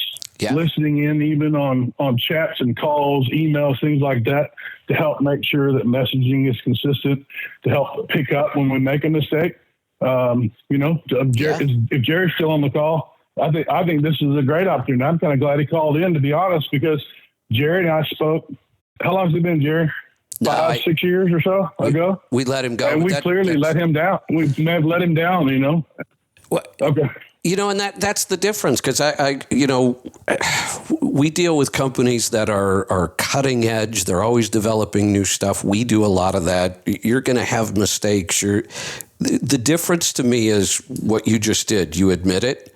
You admit not only was there a mistake, but even when we tried, we still let you down. Those things happen.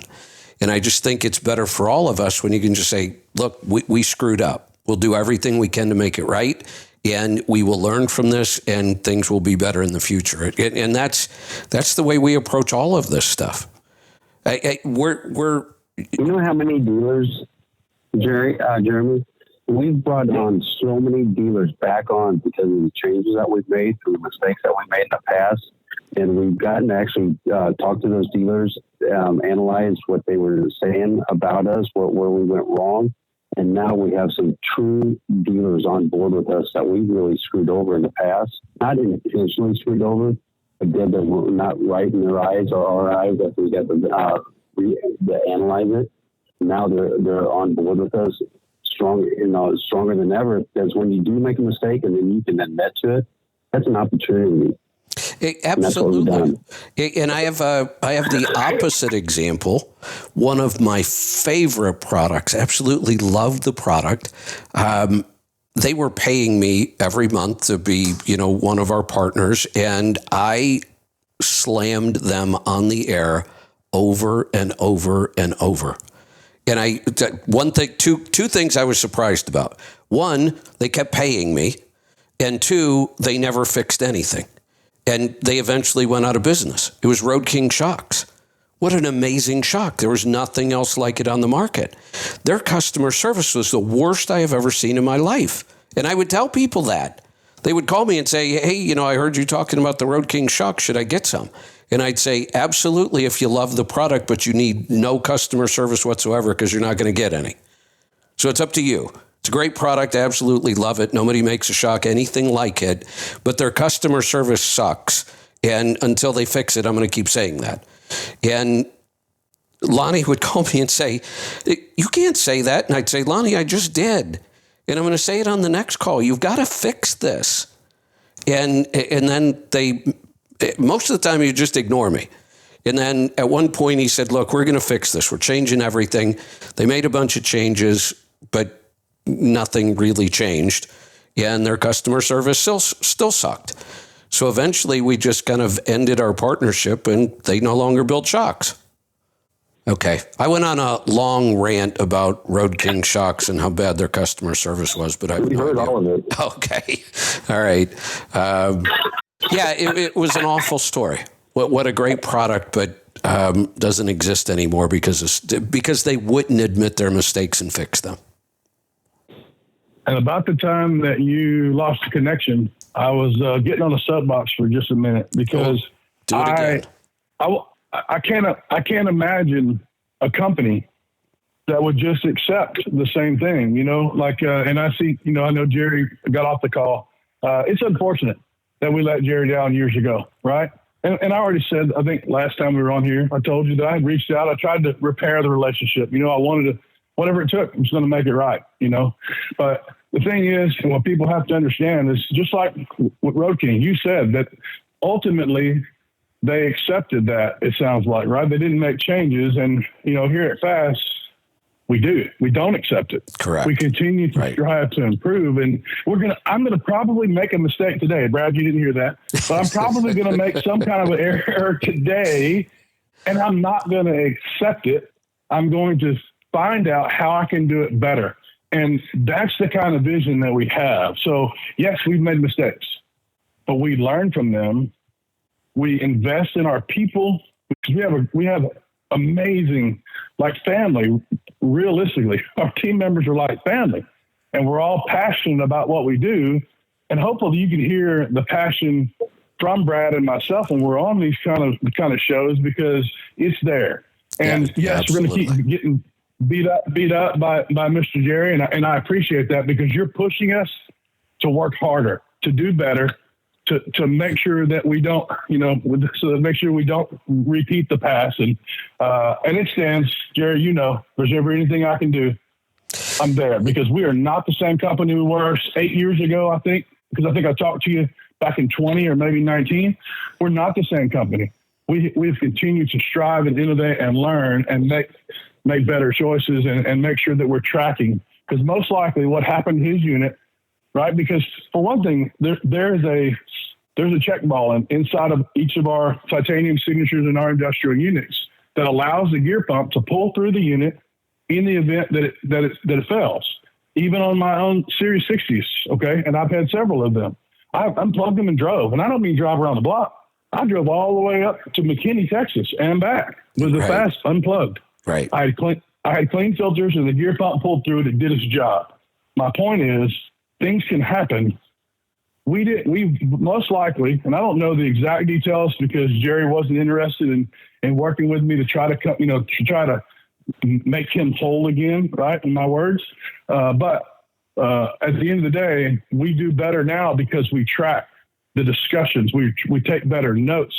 We're even going to be adding AI, like I told you earlier, to help us to review those notes and review the documents so that we can make sure that we're accurate across the board. So not the same fast that were 8 or 10 years ago when it comes to that kind of thing. Excellent. And that's what we look for. We by far the majority of companies we partner with, work with, do projects together are small. I say startups, but a lot of them have moved way, way beyond startups. We've worked with a lot of new startups, but they're all very innovative. They're cutting edge. They're innovative. And that combination means you're going to make mistakes, and they're going to be public mistakes because we're on the air every day. We talk about these things, but we also feel like we kind of play a role in we help those kind of companies just keep getting better. And that's me. That's my personality, because that's what I do. I don't want to work with a company that just produces the same thing 6 other companies do, and they all argue about who's slightly better. One example, companies that have offered me huge amounts of money in the past because they have a lot of money. Oil companies. Oil companies, I have no partnership with an oil company. I did about 20 years ago, and I thought it was a really unique cutting-edge oil. The problem with oil is there really isn't much of a cutting edge. And when there is, as soon as somebody develops something that's new and unique and effective, everybody else just copies it. And I've said, and I tell the oil companies this when they approach me, I say, you show me how I can prove to somebody that your oil is significantly better than somebody else's oil, and then we'll talk. And they can't. Because most oils on the market are so similar. One might have a slight edge in this, one might have a slight edge in that. The next time they reformulate it all, I can't talk to somebody and say, you should buy this oil because it is so much better and here's how I can prove it. I can't. Those kind of products just aren't very interesting to me. Can I tell you a story about us improving about 2018? Yes.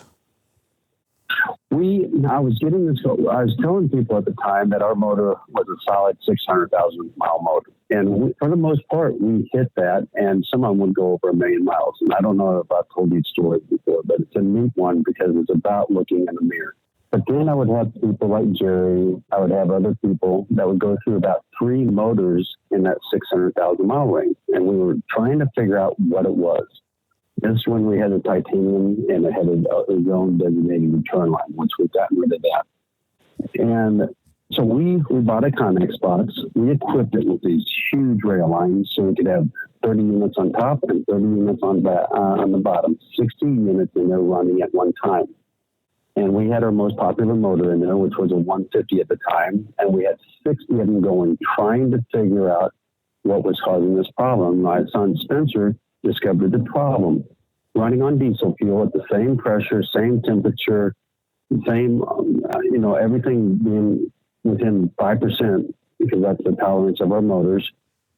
He started noticing a heat difference in the Deutsch connector. Some of them were cool and some of them were very hot. So we started getting the temperature down and writing down the temperature differences. And that's what led us to the changes in the titanium signature series that people know today that has a designated return line, or the industrial series that ties in with the engine return, shaving off about 2 hours of installation time. With that being said, we tested for 2.5, almost 3 years to perfect that unit to where it is now under a 1% failure rate within that 1 million mile range that we give it. But it took 2.5 years, a solid 2.5 years, running multiple 60 units and getting the fail. That's impressive. That's impressive, but that's how you fix things like that. And like you said, and like I've said, there isn't a playbook for your product. There usually isn't a playbook for most of what we do. It's not like we can just copy somebody else and figure out what they've done to solve problems. You got to do all your own problem solving. Yes. And now we have a full engineering department to improve the product. We are also making other products, the Fast Connects. We just ordered it today, and it'll be about 8 weeks before it's out. We were talking about that last time. Jeremy knows a lot more about that than I do. He knows the details. So yeah, we've really addressed that stuff and improved. Speaking of engineering, and since we only have a couple minutes left, I want to go back to one of my favorite topics, and Jerry gets tired of me talking about it, but he brought it up today. The whole AI thing. So I've admitted when it comes to, I'm really good at mechanical stuff. If something's mechanical, if it's got an engine, I can probably figure out how to fix it because I've been doing that kind of stuff since I was a wee little lad. When it comes to building or fabricating stuff, I suck. It's like I have something cross-wired in my brain. I can see exactly how I want to build it, and I start building it, and it never comes out the way I see it. And so I don't do much of that. But I've got this homestead, and I had some things I wanted to build out of wood, which I have like zero experience at. But I thought, you know what? I'm good at learning. I can figure this out.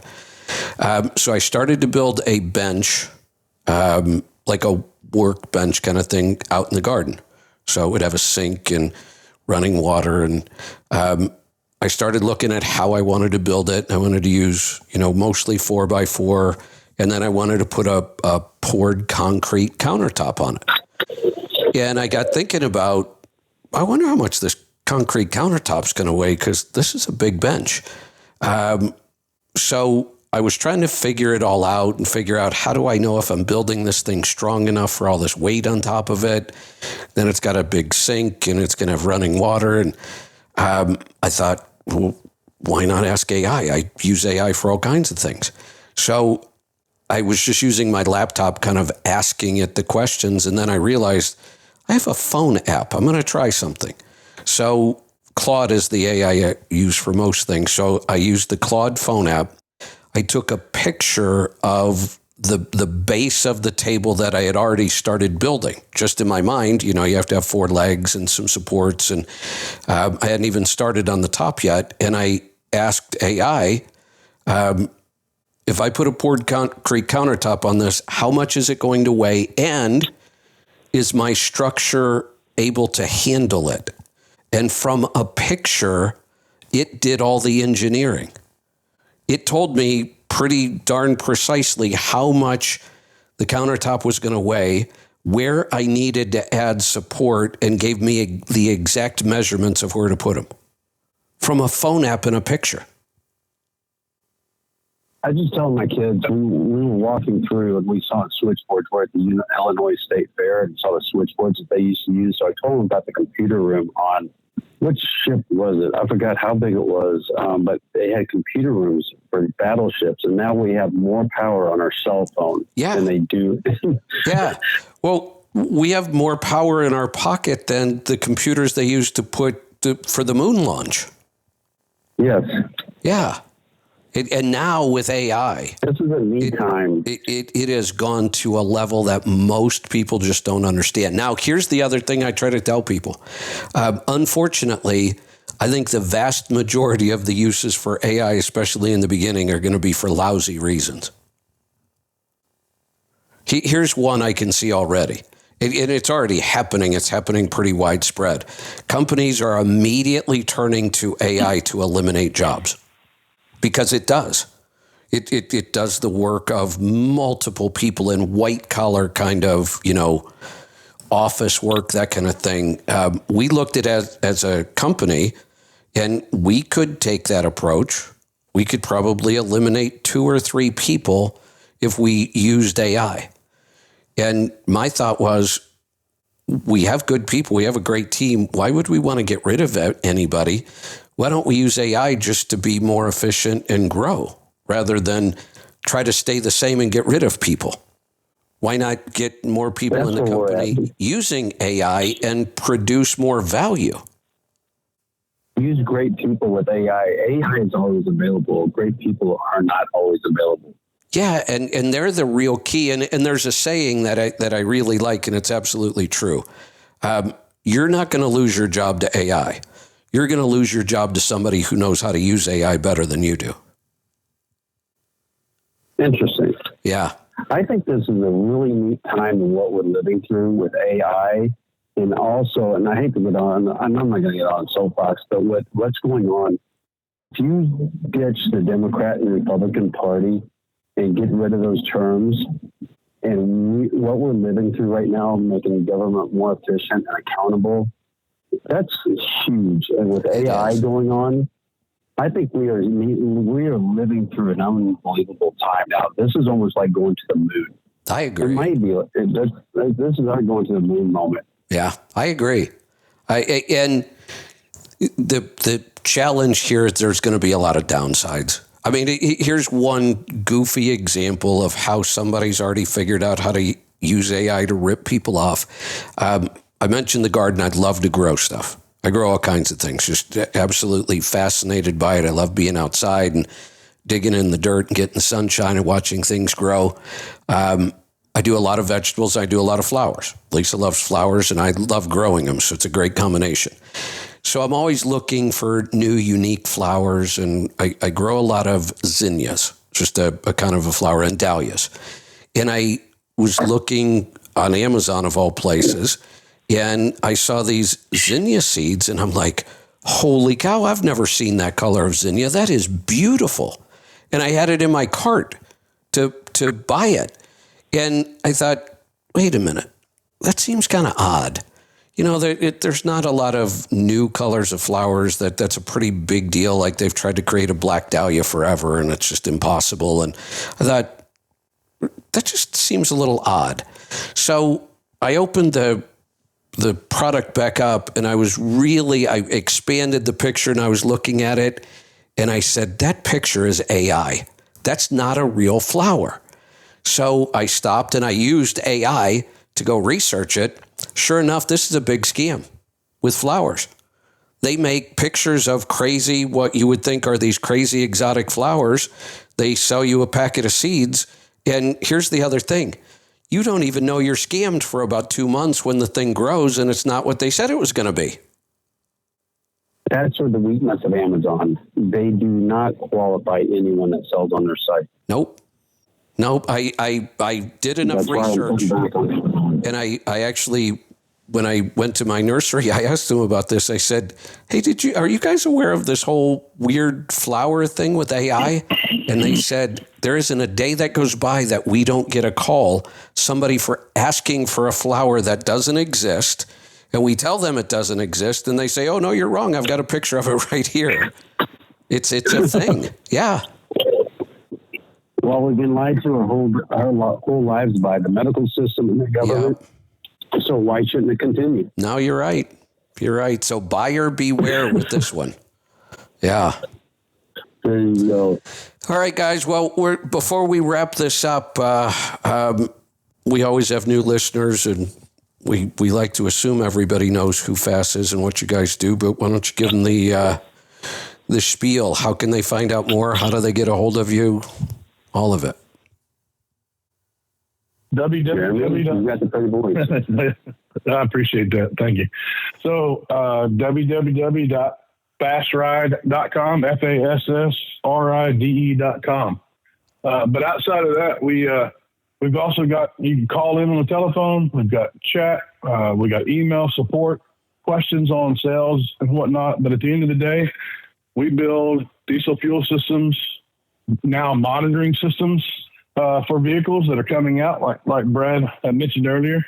I actually got to drive home from Missouri with Fast Connect installed in my truck, and have a number of hours engaging with it now in the real world, and I just absolutely love it. But there's a number of ways to get a hold of us, and we would love to see how we might be able to help you if you've got a challenge or you want to increase the ROI on your truck, pickup, generator, construction equipment, you name it, we can help.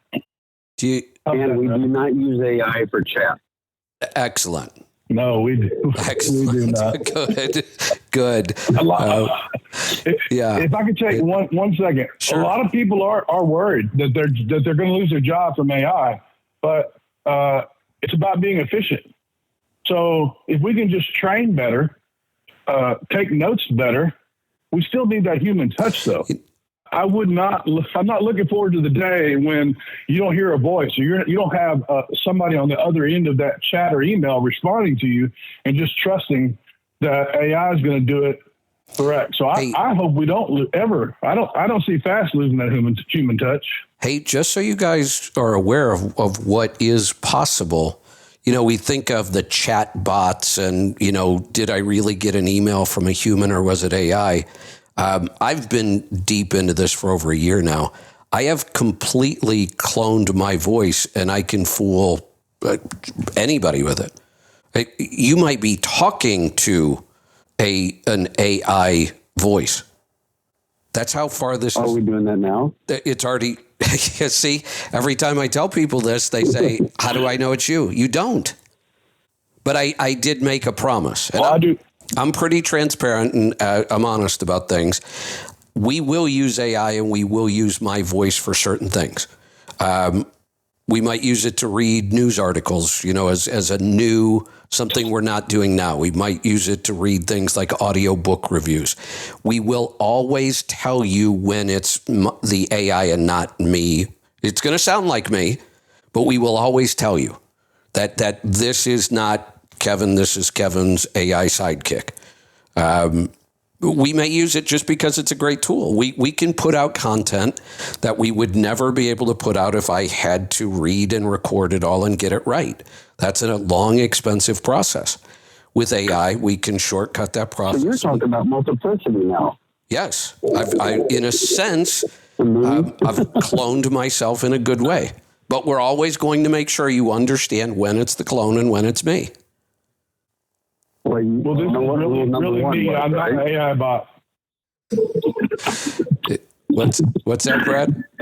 I think You saw the movie Multiplicity, right? No, I didn't. Michael Keaton, where he multiplies himself. I don't watch movies. I don't, not anymore, but when I used to, that's a good one. So yeah, be careful. Watch Multiplicity. You might want to put some rules down. There's definitely rules. And like I said, here is the weird thing. AI doesn't follow the rules. AI is more like a human being than a computer. Computers follow rules. Software is software. It's hard-coded. It will do the same thing over and over exactly the same way unless something breaks. AI is not like that. It doesn't do the same thing over and over. It does all kinds of weird things. It does things you don't ask it to do. It hallucinates and does things that make absolutely no sense. That is the weird part about all of this.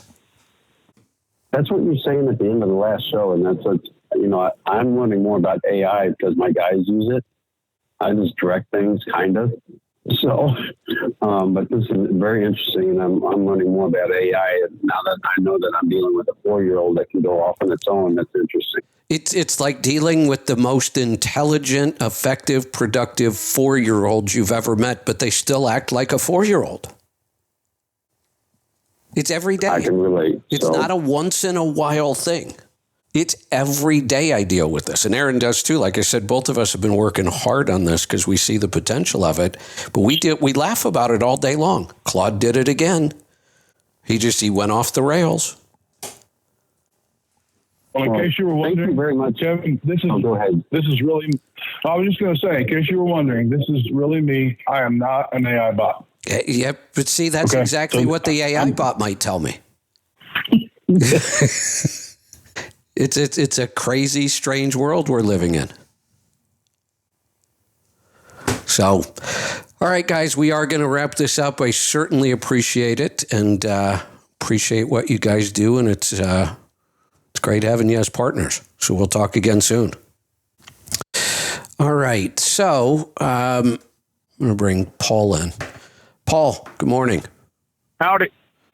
Howdy. It's afternoon now. It is where you are anyway, in Oklahoma. So I figured out why I had those two problems. So when I am out at the homestead, we have got the goofiest cell phone signal out here I've ever seen. It can be full bars, and you don't even have to move or turn your head, and it goes from full bars to zero. The whole signal just disappears and you lose your call. And then 2 minutes later, you got full bars again. And then there are sometimes during the day, you just have no signal and you can wander around all over the property and not find a signal. It is so inconsistent. So what I do when I'm out here most of the time is I put my phone on airplane mode and then I turn on the Wi-Fi. And I can do Wi-Fi calling, and that way, as long as I've got a Wi-Fi signal almost everywhere on the property. But then when I leave the property, I have to remember to turn that back off, or I can't take calls when I'm off the property. So I have to constantly switch it back and forth. And because it was Monday morning, I forgot to put it back on airplane mode. So that's why I kept dropping the call. Yeah. So I asked AI to do a clone version of me, but I spelled it wrong and I got a clown version of me. You should have asked AI to spell check it first. Yes. Yeah. So I'll be making some deliveries today, so I've been in and out, but I heard you talking about empty weight of trucks. Yes. So my Peterbilt, so for those that don't know, it's a 388, which is a short hood version of a 389. It's a 2014 model, 600 Cummins, 13-speed Road Ranger, 3-axle disc brakes, 10 aluminum wheels, 260 wheelbase, flat top, 48-inch sleeper, empty weight, according to Peterbilt, 16,803 pounds. The most fuel I've ever put in it is 151 gallons. So that's about another 1,050 pounds. So that's under 18,000. Exactly. Yeah. And if you were doing fuel hauling, and I actually worked pretty closely with a couple fuel haulers in Orlando and learned a lot about that business, we would be speccing aluminum components, and you can cut almost another 1,000 pounds off that if you work at it. Yeah. Smaller engines, a lot of times. Yeah, well, you go to a smaller displacement, and so you can get trucks in that 17,000 pound range, and that's what made me insane when Nikola came out, made all those claims, and nobody seemed to question him about it. Yeah, because 24,000 pounds for a tractor unit, it better be a heavy haul or something. They were bragging about how much more money you were going to make on payload, which is another stupid statement. Yeah, because not a lot of stuff in this country pays by payload overall. I don't really know the answer to this. I'm sure you do. How does pricing work on cars? Some cars take up a lot more space. Some are certainly heavier. Is there much variation in what they pay? Well, most like the big three manufacturers, Ford, GM, and Chrysler, they have a rated system. So they got small, medium, large, and extra large. Okay. And even Hyundai Kia is starting to do that now because, legally I can only get 8 Hyundai Palisades on, but I can get 10 Hyundai Elantras on. So yeah. So they're starting to change their system a little bit, but so you got a small sedan, which not a lot of manufacturers make a lot of small sedans now. Small sedan and small SUV, and then a mid-size, and then you get a large pickup truck, so like a F-250. But then when you jump up to a 450 and a 550, that'll jump up again. So yeah. There's just not much freight moving around that pays by the weight. Yeah, and a lot of times in dry van freight, it's the opposite. The worst paying freight is some of the big, ugly, heavy stuff. Yeah. Yeah, I used to do a lot of paper rolls, and they were pretty darn heavy, and you had to be careful how you loaded, but it didn't pay much of anything. Well, in New Zealand, it may have changed lately, but I doubt it. In New Zealand, a lot of stuff goes by weight or cubic dimensions. Yeah. So, like if you're doing a bulk product, bulk fertilizer or whatever, it'll be per mile. But then you go in, if you're hauling insulation for your house or polystyrene cups, that's going to be a total. So the guy I worked for, he was really smart. So in most places, if you're going to get a load of steel, you'd take a flatbed in there. Well, we'd go in with our curtain siders, and it's like you'd tell them, it's like, you're going to have to load me the forklift, not the overhead crane, because I got curtain cider. Right. Oh, okay. Well, we'll do it outside. So we'd go and get 20, 24 ton of steel, plate steel, coil steel, whatever, stick it in there. And then we go, so we just about got a full load of steel. Well, then we go around to the 2 different places, one for the pink batch insulation and another place that used to ship polystyrene because it was a way to cut down, like on concrete construction. Instead of putting all concrete cement, they put polystyrene down, these forms, which made less, you needed less concrete. Yeah. So we'd go and get a load of steel, and then you go and get a load of insulation or the polystyrene foam. So he was making real good money because he's getting paid for 2 trips on one truck. Yeah. Yeah, exactly. Yeah. So, yeah. But the place where the polystyrene stuff used to come from, that guy said one day, he says, just send your truck in empty. He says, I'll pay a little bit extra. But he said, we don't want to have to be pissing around, stacking over the top of stuff. He said, send the damn truck in empty and charge me extra. That's what we used to do. Yeah. Well, in the LTL world, it's a little more complicated. Pricing LTL is far more difficult than pricing truckload. And when we go back to prior to deregulation in this country, when there were rate books, basically, freight pricing was so complicated back then, there was a secondary business model that people would charge, like a shipper or a manufacturer who did a lot of shipping, they would charge to come in and audit their books and make sure they got charged the proper rates for all their freight bills.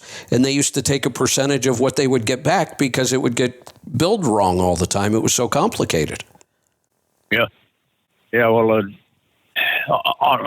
the chances of stuff changing over here is, well, I wouldn't say it's impossible, but it's probably not likely because so many people don't know their numbers anyway or know how to price anything. Exactly. Anyway, so, I can do that for $2 a mile. Yeah. So. This all comes back to the goofy Nikola truck, and I'm shocked that somebody's buying those things.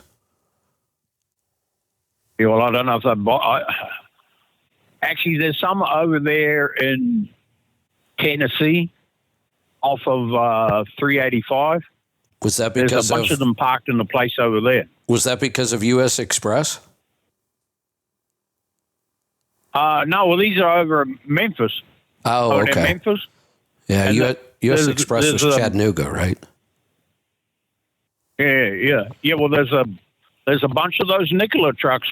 Well, actually, I'll have a look when I go past later in the week. So. There's 113 of them somewhere that somebody just bought. Yeah. I wonder what they paid for. I'm not buying one. Yeah, well, me either. I wonder what they paid for. Yeah. Maybe it's going to turn out to be like the whole Convoy thing. Somebody picked them up so cheap. Next year, they're going to turn around and sell them at a big profit to some other poor sucker. I don't know. Yeah. You heard those numbers, right? I heard some of them. I was just getting out to get fuel. Yeah, one of the craziest business stories I've ever heard. So the original company, Convoy, burned through $850 million building their software and their company. Oh, that's right, yeah. They went bankrupt and sold it for 16. And then less than 2 years later, the guy who bought it for 16 sold it to debt for $250. Holy cow. Yeah. So one other thing, I've worn out 2 Honda generators. I've come to the conclusion that they last me about between 5 and 6 years. So I bought a Predator generator. In my opinion, the Predator is nowhere near as good as the Honda. So once again, sometimes you get what you pay for. So. I have been a big Honda fan since I was 6 because I got my first Honda Mini Trail 50 when I was 6. And so I've always had a soft spot for Honda. I loved their motorcycles. When they came out with cars originally, they were absolute junk, just awful. They were so bad. They rusted way faster than even the American cars did back then. They were cheap. And what a transformation over the years. Yeah, now when I see Honda, I just think pure quality. And when you think of, any kind of yard equipment, I've never seen an engine like that size and that style of an engine start the way Hondas start. You look at them and they start up. I just think they make incredible stuff. Yeah. Yeah. Well, I estimate that I had about between 12 and 14,000 hours on my Honda. Well, it got to the point where it would, when you'd start it, it was too low of compression ratio. So, Yeah. Yeah, well, I'm just waiting till the day when cell phone calls are dependable as a Honda is, because I just missed about half of what you said. And now, see, it looks like you're gone completely. Could be on my end again, although I thought I fixed it on my end. I think it's you this time. Either way, I am going to wrap this up for today. I was hoping to finish at 10 today, but we had a few things going on. So we will see you back here tomorrow.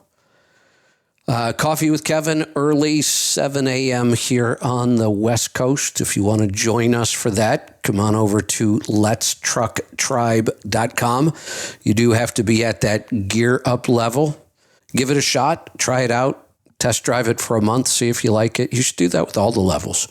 And if you're not a member, you really should be. letstrucktribe.com. There's a lot going on over there. We'll see you tomorrow. Be safe. Be profitable, be fit and healthy. Always do the hard work and master the journey.